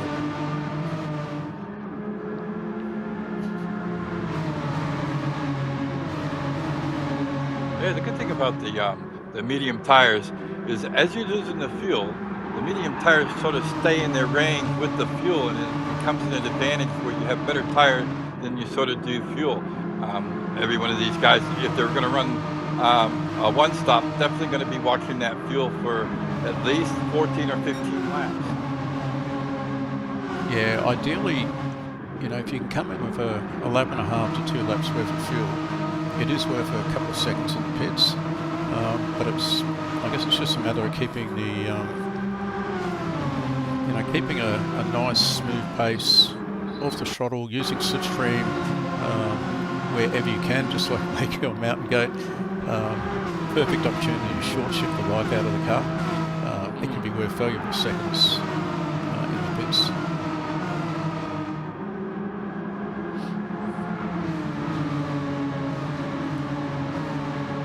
I think the slipstream range with these are sort of around that 6/10 mark.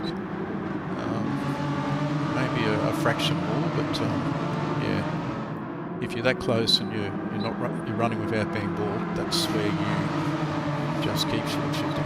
We'll look back in the midfield.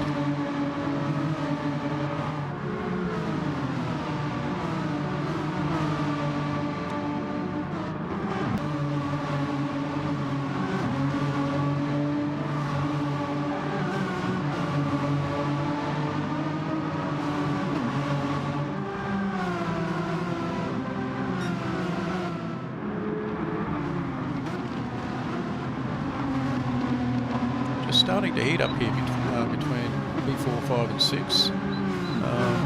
GDR is ready to go, and it looks like Foss is also looking to put a move on Tombo here.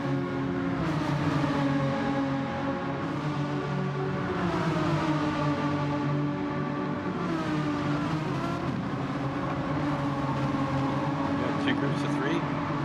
We're second and third battling it. 4, 5, and 6.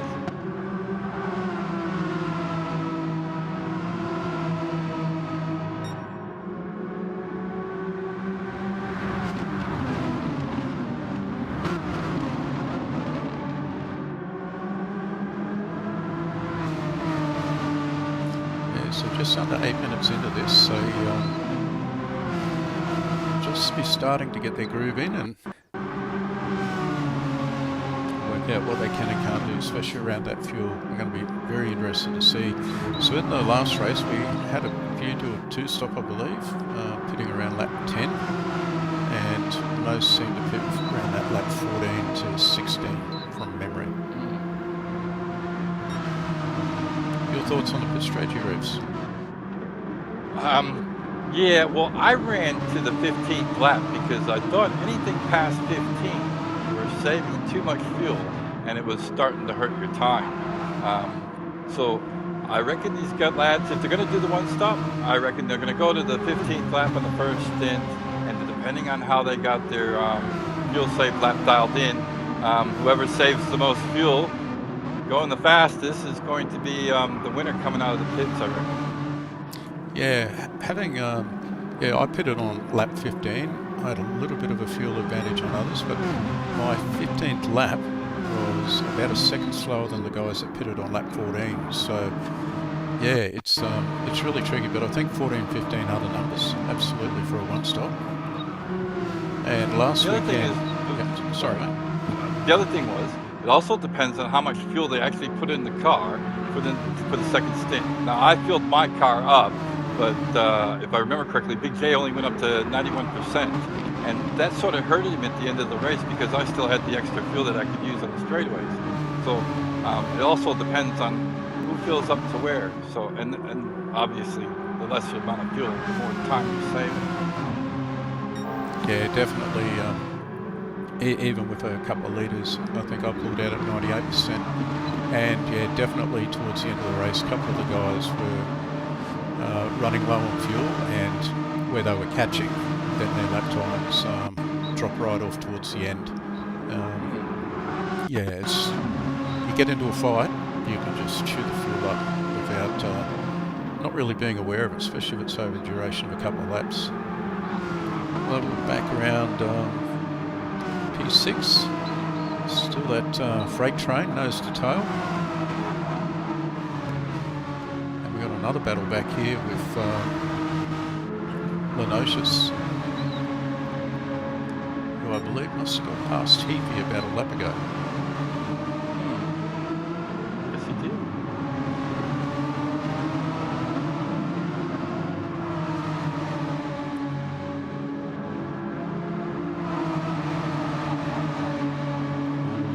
There on the uphill, that can be very, very dangerous. Quite easy just to turn the car 90 degrees to the left there. I think we actually saw it in qualifying in the B race earlier.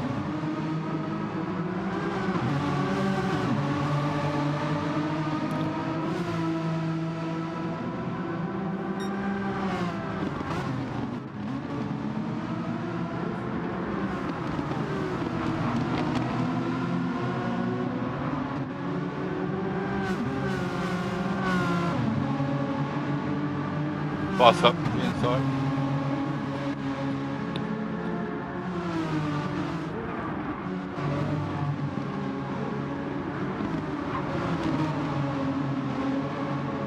Car blocks that off.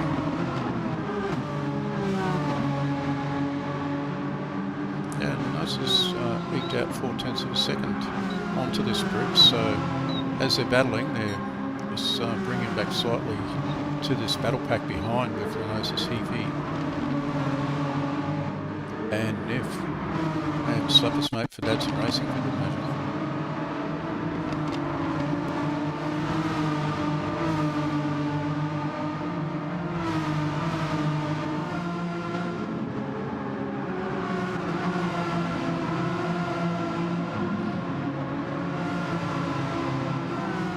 Nif and Heafy side by side.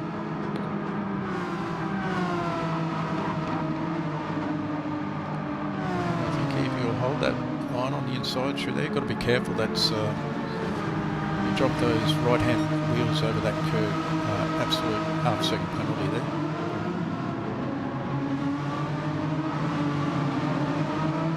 Just able to hold it. Yeah, this has well and truly brought the Dadson Racing entry into the fight.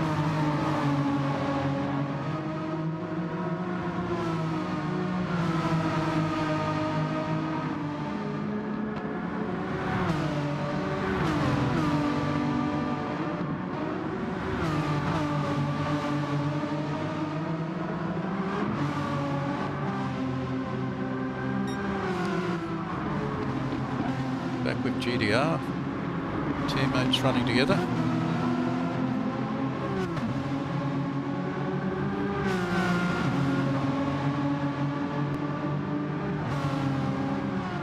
Revs, I reckon we're getting close to the halfway mark of this first stint. What do you think we have a quick look at tyre and fuel across the 3 battle groups? Actually, just as we do that, GTR just down the inside of Tombo, and he's only 3.5 seconds off the lead, so if these two work together, definitely bring that gap down.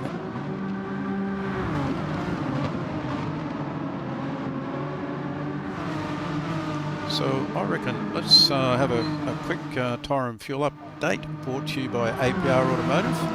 Might start at the lead. Sure. Well, I can tell everybody that everyone is on the medium tires. Nobody's running softs. So, as we all know, the front left is the worst of the tires, so I'll start on those. Keith has about 80% of the tires still left over, maybe 85.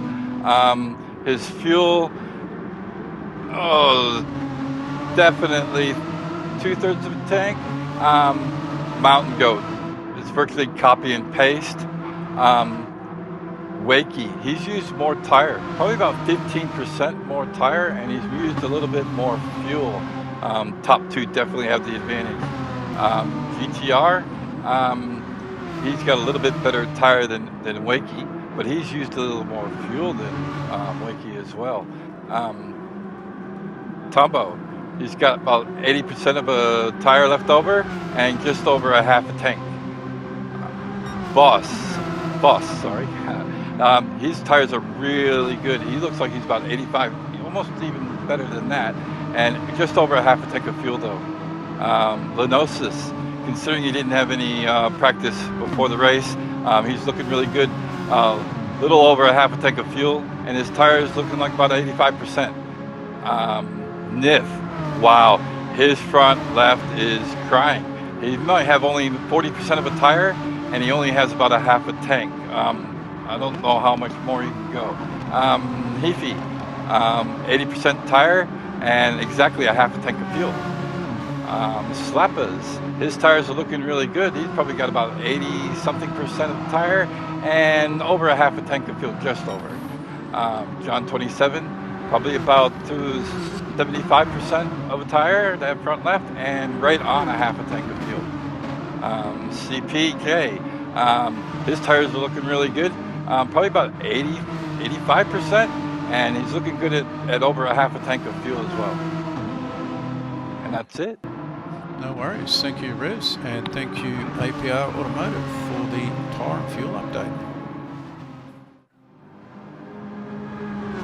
Yeah, look, I was quite surprised at some of those numbers. If with the 40% left on tyre, which is probably around half of the rest of the field, so maybe, just maybe, he might be looking to, well, he may be forced into a two-stop if he's not considering it. But also the fuel, shows how much I know, but I thought Wakey would have been saving the heck out of fuel sitting in there in third spot, but yeah, it was down 15% on the two in front. So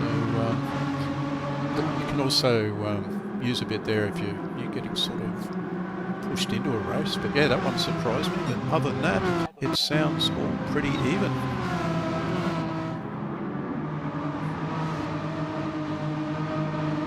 Brake bias here, it's a big deal. The more you put towards the rear, the more you will actually save on your front tires. So it has a lot to do with how these guys have their settings. And if Nif has his settings to the front, they'll chew out them front tires in half the time. Yeah, that's a really good point. I run 5 to the rear at this track, and partly because of the front, but also for the trail braking around, into some of these faster corners. So yeah, definitely interesting. But yeah, sort of Nif's tyres there are a bit of an outlier, but I'm sure he's got a plan to get to the end and get to the end competitively. Oh, he's guys are next level. Yeah, absolutely. Just looking back at that gap, there's about 3.5 seconds from GTR through to the lead. That really has stabilised and not done too much. We just dropped back about 4 places and about another 6 seconds back to P8 Evie. But yeah, still a fairly tight field considering we're the best part of about 18 minutes into the race.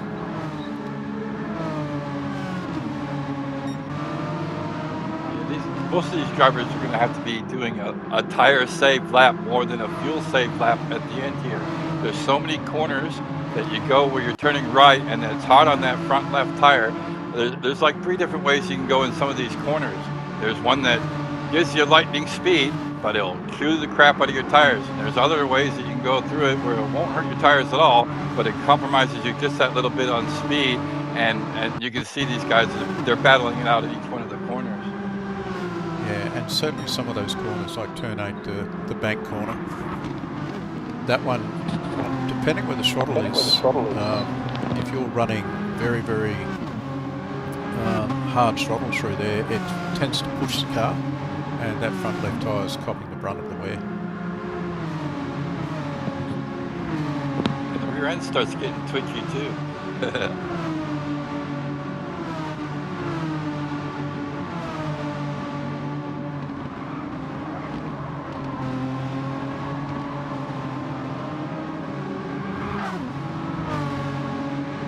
This fast left-hander, it will cue the front left tire even though you're turning left. So I found that I was saving tons of rubber just by taking it like 1/10 or so a little bit slower into the corner. My tires wouldn't last very long, and I find 2 corners that I can sort of work with. That was one of the corners that was actually going in the opposite direction that actually helped me with a big tire save. Yeah, I agree. That was my favourite corner on the track. And the other part there, as you get around the corner and start to straighten up, you can open the steering up a bit to take the pressure off that front left. Do you turn in early, and from the apex running out wide, you can just let go of the wheel and just let the car straighten up without any pressure on the left front. So yeah, it's a brilliant corner. Love it. The hardest corner on the track here, I think, is almost just before, as you start to head up the hill, the steep hill to the left. That by far is got to be the hardest corner on the track, I think. Yeah. It is so easy, one way or the other.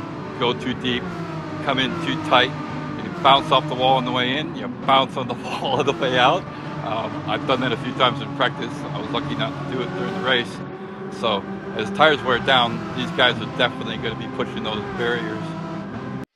Yeah, absolutely. And if you lift through there, you lose a lot of speed in the run up the hill. But if we get an aerial shot, you see how a lot of cars have been straddling the curb up that hill. Very, very brave. You just see the wear on the grass. So Goat is absolutely keeping the pressure on Geesh here. Geesh isn't going anywhere. And if anything, he's probably dropped the gap by about 3/10. So we're starting to see the tyres come into that last third of their window before pits. Yeah, so Cody's looking very, very comfortable. If has been into the pits, he's back out on a fresh set of softs. He's got just over a half a tank of fuel. Didn't see him go in, so my apologies there. But yeah, he only came out short fueled. He's only got a half a tank, just over a half a tank, and new fresh. Yeah, which on softs will, I think we might see a fastest lap coming up.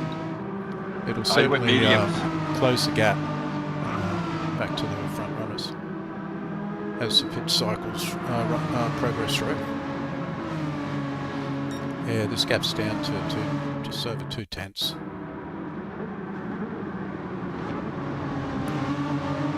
So the big question is, will Goaty show his hand, or is he content to run with Geesh through to that lap 14-15 pit window? If I was him, I would sit behind Geesh as much as I could, trying to save as much fuel as I could. In previous races, guys were saving up to 5-8 seconds in the pits with the amount of fuel that they were saving, and a lot of people were jumping places just by saving that fuel.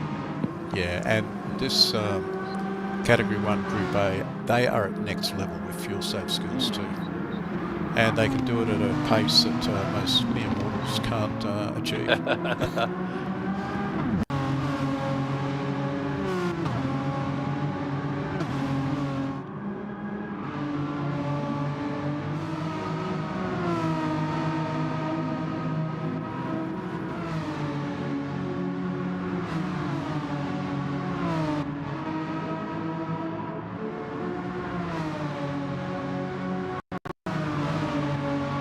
There's only about 15 seconds across the field, so it's very, very tight overall. And I think we're going to see some, as these last two or three laps wind through, we might see some track position impacted by pits and fuel load that the drivers deem to take on.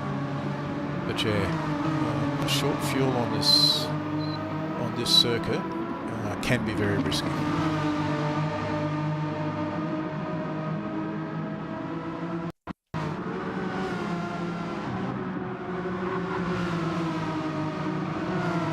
Wakey's just consolidated, just under 1.5 seconds back.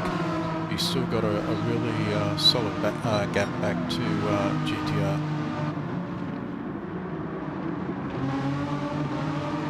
4 seconds.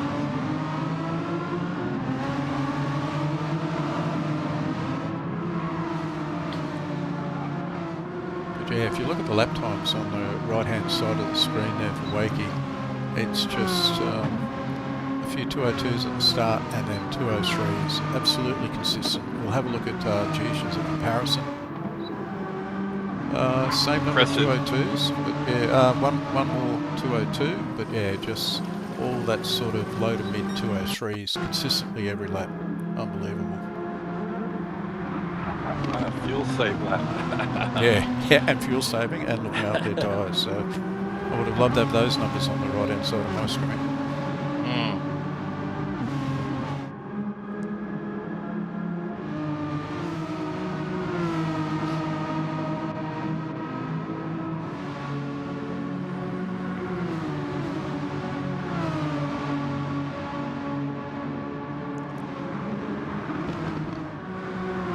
Let's go back.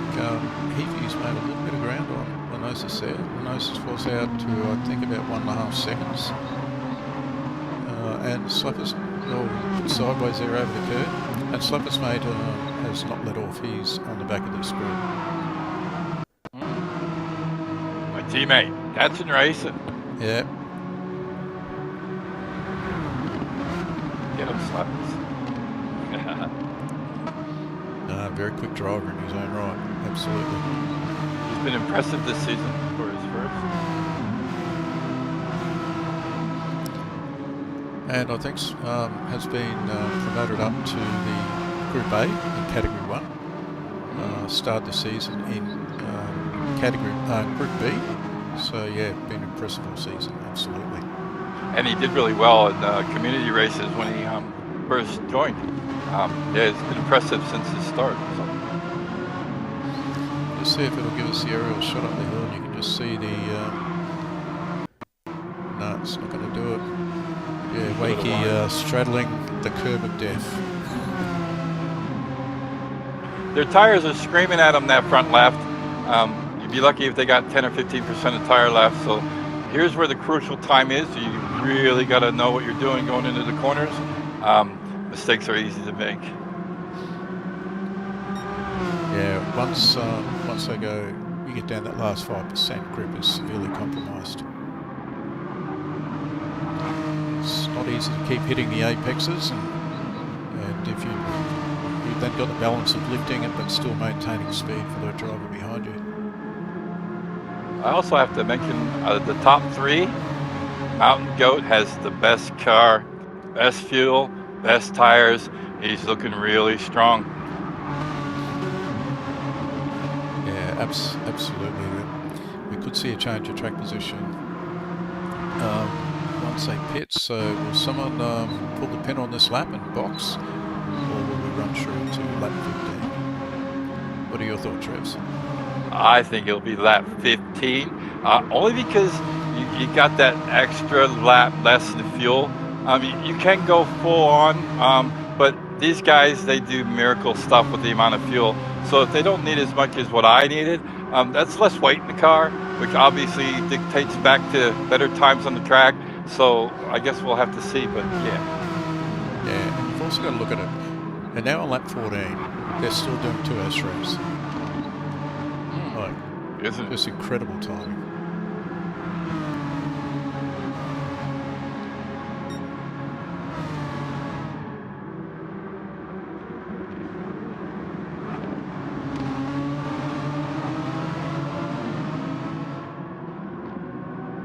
Now, Yeah, you can see the wear marks there. Oh, Wakey's absolutely sent it right up the grass.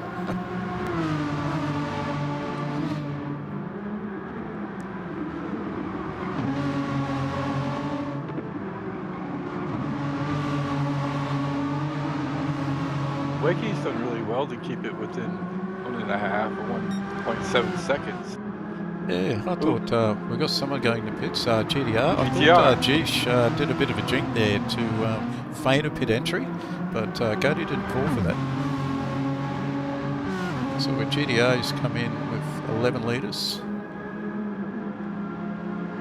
EVN, DP50, A50, sorry. 18. DP, A50. He'll pick up a little bit of time in the pits there if the drivers around him haven't been as good on their fuel.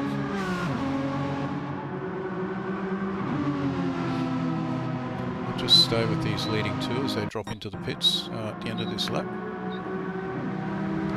I would think that because they came in a lap early, they probably want to fill up. They probably want every little last drop of fuel.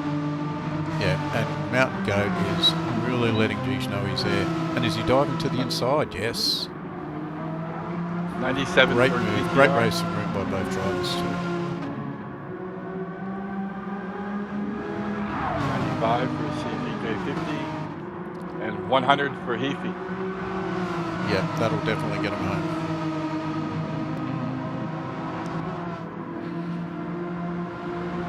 All right, I So expect for the this top three to guy- be in. Yep, and Sorry. just saying, it's actually Cody's put himself in a good position here because if it's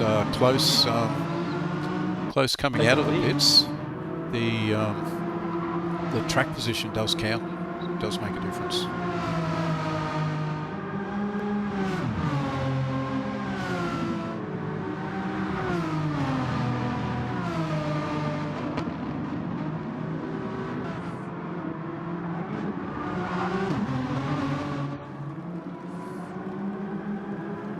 Yep, they're both in, and Wakey should be in. So Cody at 13, a little bit of a advantage there. 2 litre refuel rate, that's a couple of seconds. Yeah, 2.5.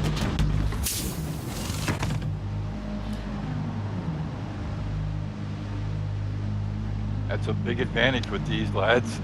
Yeah, absolutely. But with Jesus' pace tonight, I don't think he's going to be afraid to not take it up to Cody on this in the second half of the race. And Nif will take over the lead.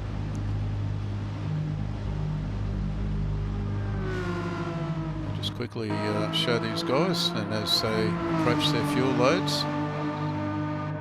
So where will they go to? At 95 maybe? 90. 90 for Mountain. Yeah, Geesh is going a little bit longer. He's taken an 94. extra 4 litres. That will come in handy later in the end of the stint. Absolutely. 93 for Foss, 92 for Lenosis.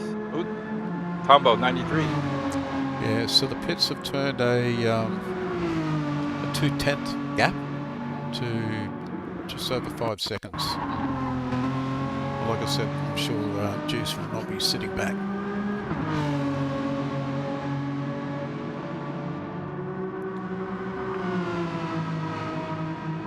We do have one soft runner. I want to send that out there.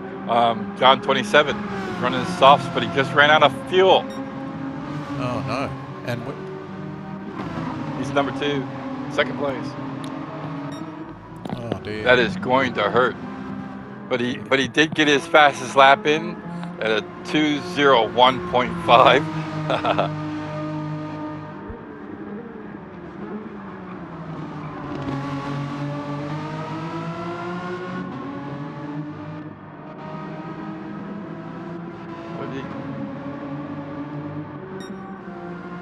Just trying to find where he is. I think did he leave the room? I don't see him on track anymore. Can't see him on track. Ouch. Right, so, yep, lap 16. We'll go back to Alsace, 36 seconds back, so I would suggest he hasn't pitted yet, nor is Tombo behind him. Would that be... Oh no, it's showing an outlap, so... Yeah, both have pitted. I think Tummel took on 93%. I'm not sure. Alsace did just over 90 as well. Yep. So I was just taking note about John. Yes, just to give you a bit of an idea from Mountain Goat back to P5 and P8. So we've got Mountain Goat 27. Yep, the true race leader once the pit cycles have run down. So 20 seconds. Back to GDR is about another 8 seconds, and to P8 is, what's that, 17 seconds.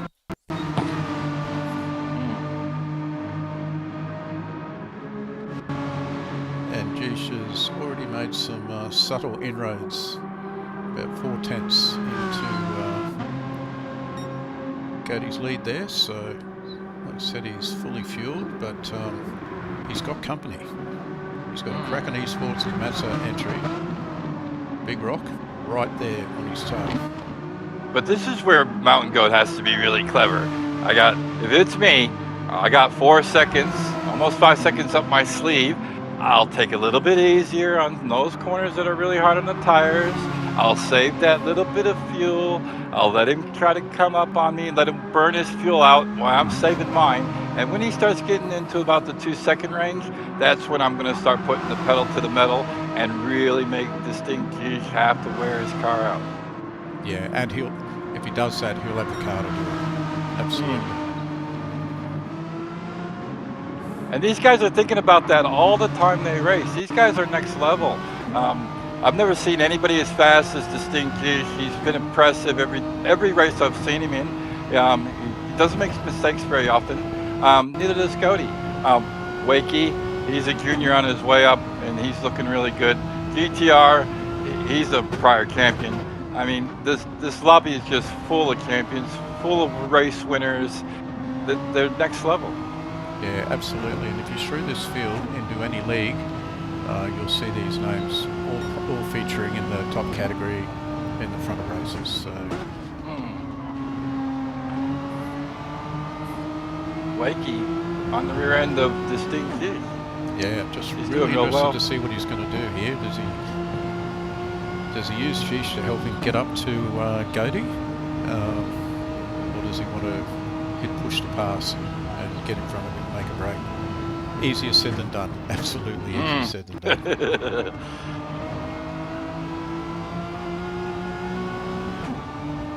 You just see how clean they are from the driver's perspective. Yeah, just about here. Just open that wheel up a little bit. Niff out of the pits with a brand new fresh mediums and almost a full tank of fuel. Looks like around maybe 90%, maybe a little less. You'll make it to the end now. And we've got Alsace up to P6. He Impressive. qualify 11th or 12th, something around. I think it was 11th or 10th. Yeah, something like that. He's moved up very well. Yeah, really strong first half of the race. That said, he's still got tight competition. A little bit of a gap to Foz in front, but Tombo's right behind, and Then there's another gap back there to Heavy, but he's got company with CPJ 50 and Slappers Mate. Okay. Let's see. I'm just going back to the quali and let me see where Lenosis. Yeah, he qualified 10th with a 201.193, and so that makes him fair few spots up front. 4. That's nice. Yeah, absolutely. With no practice, I mean, usually you're practicing in an hour and a half, maybe even more than that. Like I get on maybe an hour and a half before the race, and I get laps in. He didn't had that opportunity, so for him to do this, that's almost my driver of the day. And not only change seats from streamer to driver, but help a rookie streamer get the stuff together and keep YouTube. Ooh, we've just had Heapy go a little bit wide there. That will cost you on the run up the hill. But yeah, and get a rookie streamer pushing at least some right buttons to keep us on YouTube.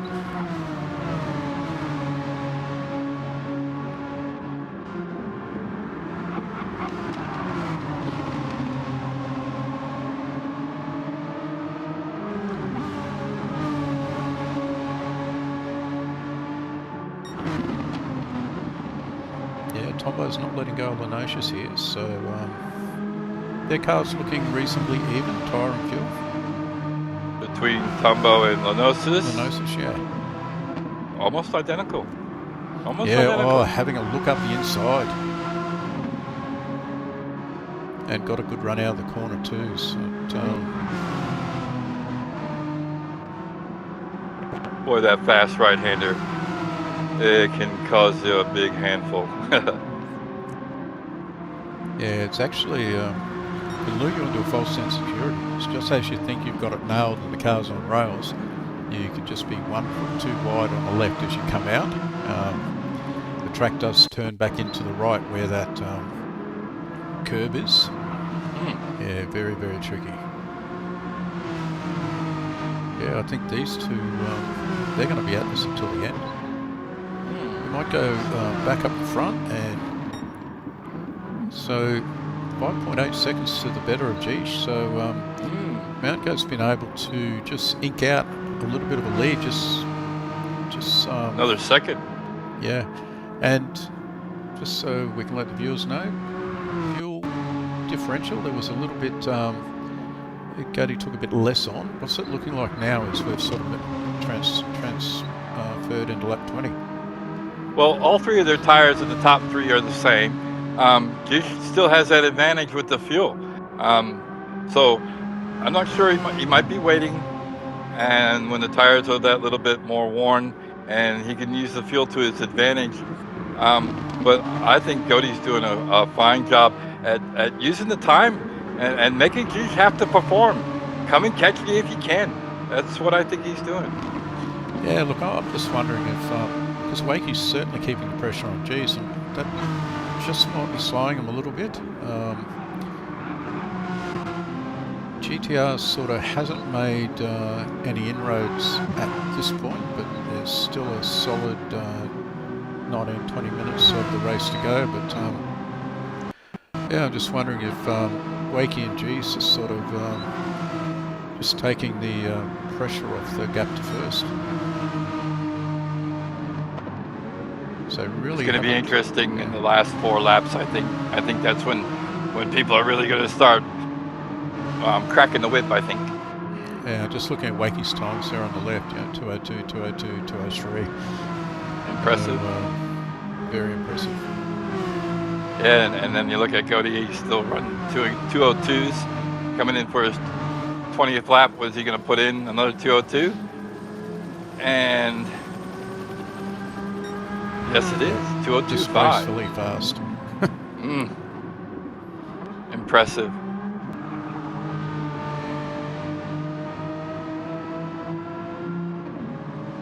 GTR 203 shows you the little bit of a difference. But GTR's tires are worn a lot more than Wakey's, so I think he's struggling. Yeah, Foss. Also, too, I think Foss, since the pit stop, has gained a little on GTR. Yeah, they got identical fuel, Foss and GTR. Foss has just got better tires by about maybe 8%. Wow. Big difference. I think you've called it from about lap 26 on. Yeah, this is where the extra fuel come in, and who's been doing that little bit of an easier ride on your tires. I mean, 10% more extra at the end of the stint, and that makes a big time difference. Oh yeah, absolutely. It just means you can, in those last couple of laps, you can still, especially through this section here where it's quite flowing down into turn 8, you can still attack the apexes. That extra 10 or 15% makes a lot of corner speed difference. Might just go back to have a look at Gish. So yeah, just set gaps out to a second now. That's the most it's been since the pit stop.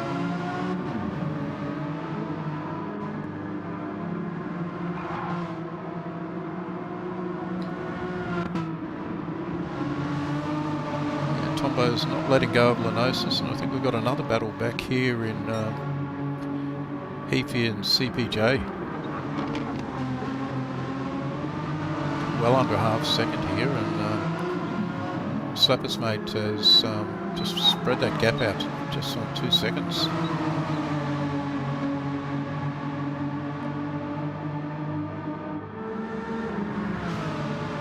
And how are their cars travelling between Heafy and CPJ? Slapper's, Heafy, and CPK. Slapper's got the better car.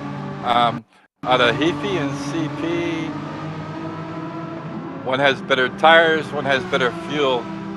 Heafy's got better fuel, CP's got better tires. Big differential on the fuel? No, few percentage points, but yeah.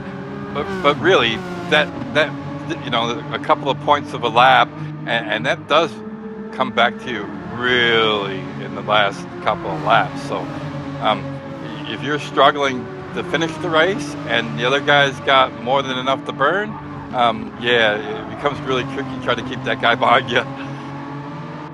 Yep, and we'll have a look at, so Nif was on an alternate strategy, didn't he pit reasonably early and put softs on? Yeah, no, we did the mediums. The only one that ran the softs was John, and he ran the fastest lap, yeah. But Nif went back onto a set of mediums. He's got 2/3 of a tank. Not sure how, I think he's got a little bit too much fuel. But he's running the mediums and he's only got maybe 10% wear on him. Yeah, so he's, looks like a 2-stop, lap 10, lap 20. So yeah, but fairly big gap there to get back. He's 10 seconds off CPJ, but if he's got fuel to burn and fresh tyres, that can easily he can easily wash that gap away. We'll keep an eye on that. So things are settling at the front a little bit. Mountain Goat's consolidated. That's sort of circa 5.8, 5.9 seconds, and also Gish has pulled away from Wakey now and really, well, he hasn't made inroads on Mountain Goat just yet. He's definitely extended a gap back to Wakey, and GDR's made a slight gain there on Wakey, and he's bringing Foss with him. So Lenosis and Tombo are having a battle here, and they're really duking it out. All over, Tombo up the inside. Oh, outside, sorry.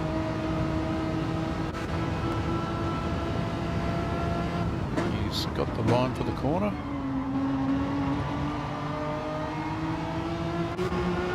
Oh, you see that steering rip off that curb. Wow. Very slippery, that little ripple. Yeah, there's actually a camber change in the track there. I remember a few seasons ago, I think we had about half the cars in the race pirouette. Different car class, but yeah, as you hit that camber change on full throttle, it was all over. But this the Renault doesn't like the curves as much, but it's very, very stable for such a short wheelbase car.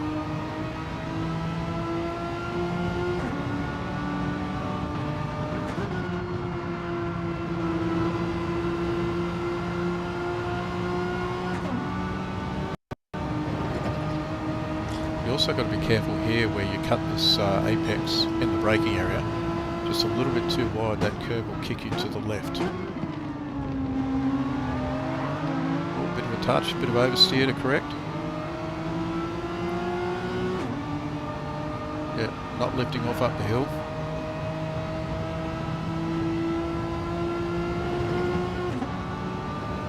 This will give you a really good insight as to the chicane here. Hard on the brakes, turn in, grab this apex, accelerate, and apex again, because you've got to very close to the wall on exit. It's so easy to get crossed up coming through there. Yeah, if you're late on that first turn in, the first turn to the right.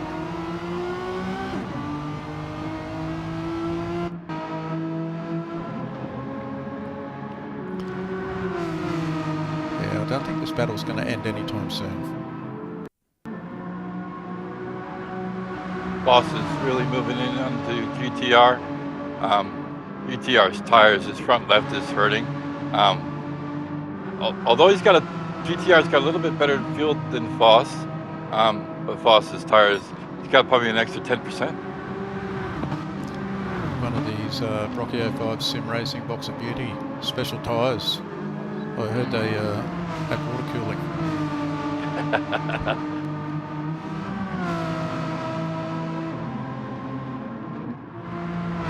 They're still at it. I mean, Down the inside, Alsace.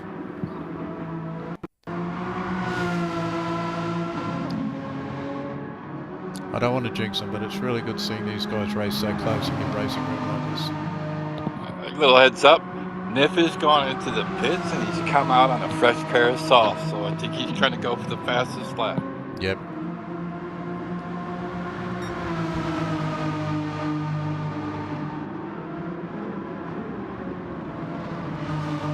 Let's go back up to the front.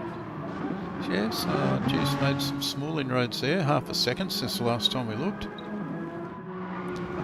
Wakey's 3.6 off the back, and he's got a similar gap to GTR, so given a lap 24, he may be consolidating the... EP has left the room. If he has. Oh, that's unfortunate. Sorry, I just saw that. Yeah, no, I missed that on the screen. Yeah, Wakey's just really consolidated the final step on the podium here, so... And his tyre and fuel compared to GTR? GTR and who? Wakey. Wakey's got much better tires, and GTR has maybe 5% better fuel. Yeah. So still, nothing's impossible there. But whose car's the best in the top 5? It's Mountain Goat. He's got the best car in the field. And he used that extra time he had. Drive nice and easy. Don't make any hard turns. Keep it going and make these work hard, and it's come back to pay him dividends. Yeah, and for Geese to close that gap now, it's really going to put pressure on his car in the closing laps. We were joking last night that we're going to force him out and go to do a mandatory pit stop, but an additional one. But it's probably not fair to implement that today, but yeah, very impressive drive. Although it's not over yet, still we've got to get to the end of lap 29. It's never over till you cross that finish line. This track is so tricky. And it's overcast, and you can start seeing a little shine on the track, so it makes it a little bit more slippier. Yeah, and Slappers Mates and CPJ, they've been able to sort of hold this gap, so they've been running in tandem. And we've had 2 early exits. Niff's Niff's in 10th. He's been able to hold that gap back to the leaders on his since he's pitted for that last time. Tyres and fuel a lot newer than the cars in front.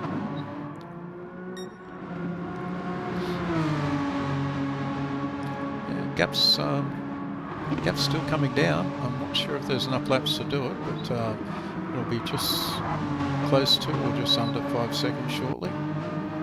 And Wakey 4.8 adrift.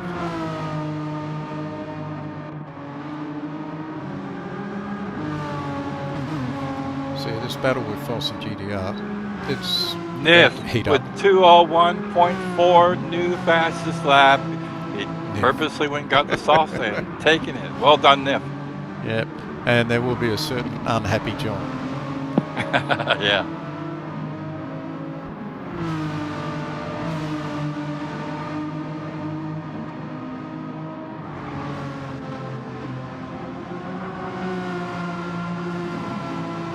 He's eating the wave, almost 2.4 seconds off of Mountain Goat.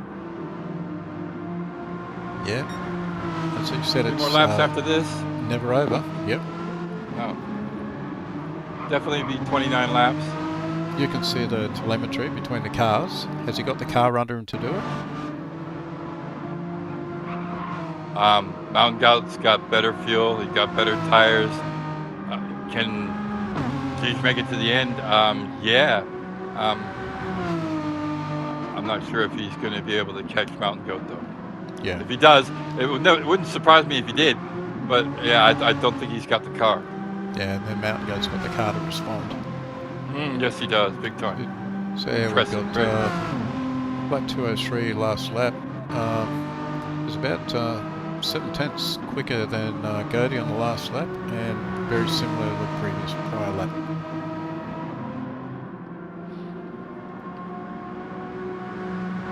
So I might go back and have a quick look at Lenosis and Tombo. So Lenosis just inked out at 2 seconds. That's the most he's been in front of, or the biggest gap between these two, pretty much for the whole second half of the race.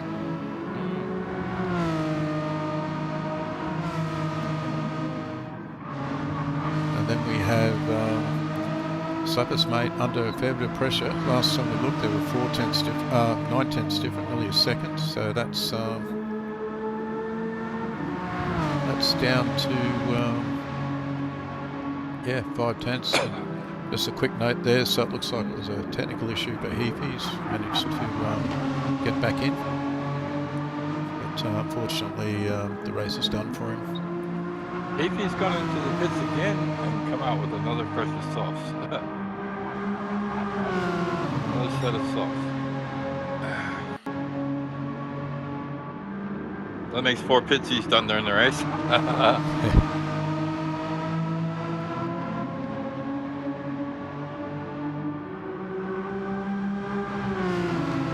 Yeah, his gap's it's halved since we started watching.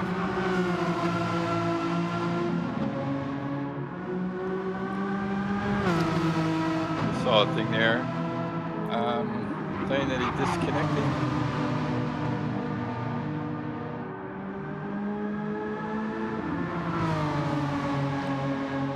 Let's go back and have a quick look at Mount Goat. He has responded. He's just holding that gap.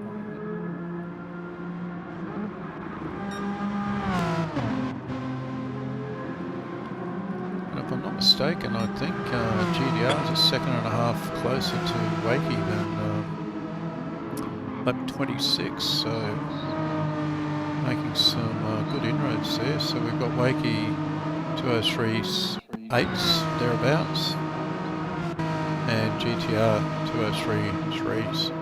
So yeah, he's definitely making ground.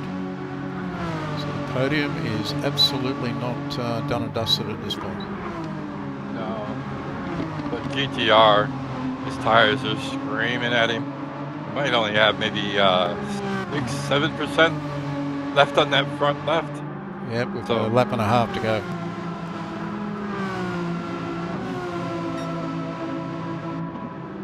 But we've seen him do some miraculous things in the past, so is 2 seconds, or 1.9 seconds, a bridge too far with the time remaining.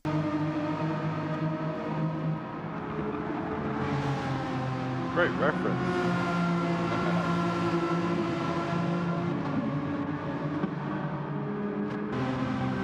Distinct G. His fuel light is now flashing. The first one. Yeah, he should get, whereabouts on the track are we? Second. Turn 11, yep. He should get home on that. I think it flashes with about a lap and a half to go.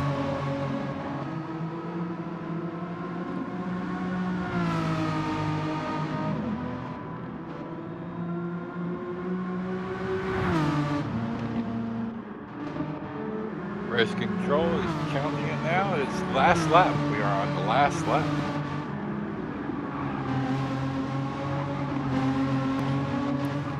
So before we show the leaders, we'll just have a quick look at just what's happening behind them. So it looks like Lenosis has built a very solid gap there for the last lap over Tombo. Slappers Mate and CPJ have continued to fight to the end here.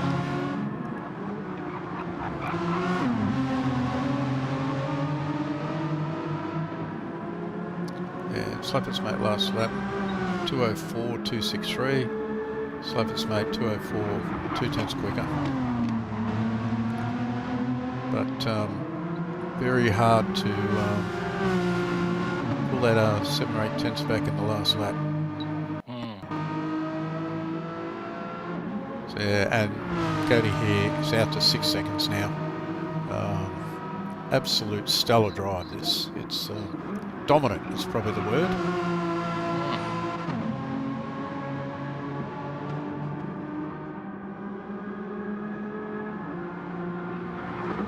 Absolutely phenomenal drive, Mountain Joe.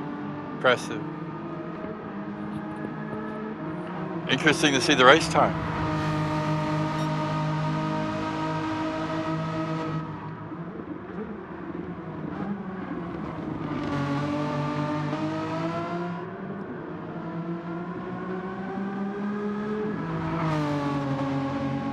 Up the hill for the last time. Kept it off the curb. Yeah, I don't know what you can say about this. Out to 7 seconds now. He's just slamming it home. And his last lap was still in the 203s. So, but your winner, Category 1, and a nice drift into the finish line. So your winner, Category 1, Group A, Mountain Goat, Distinct Geesh, a very, very solid second and did not give up the fight. Wakey into P3rd, just 2 seconds of drift. GDR, Foss, Lenosis managed to hold that gap over Tombo. He'll finish in P6. Oh, Tombo might have had a little bit of moment with the wall there, all worn tyres, but or he's out of fuel, but he will get across the line. Perfect timing. Slappers Mate in P8, just over CPJ, who have been battling since the halfway mark. Nif coming down the hill into the chicane. Oh, massive, massive lose. Wow.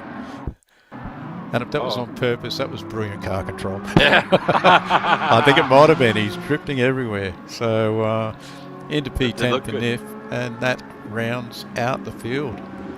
He certainly gets best drift of the day points. Yeah, and he also did a 2-minute flat .501 for the fastest lap. So that was they must have just did it the lap before.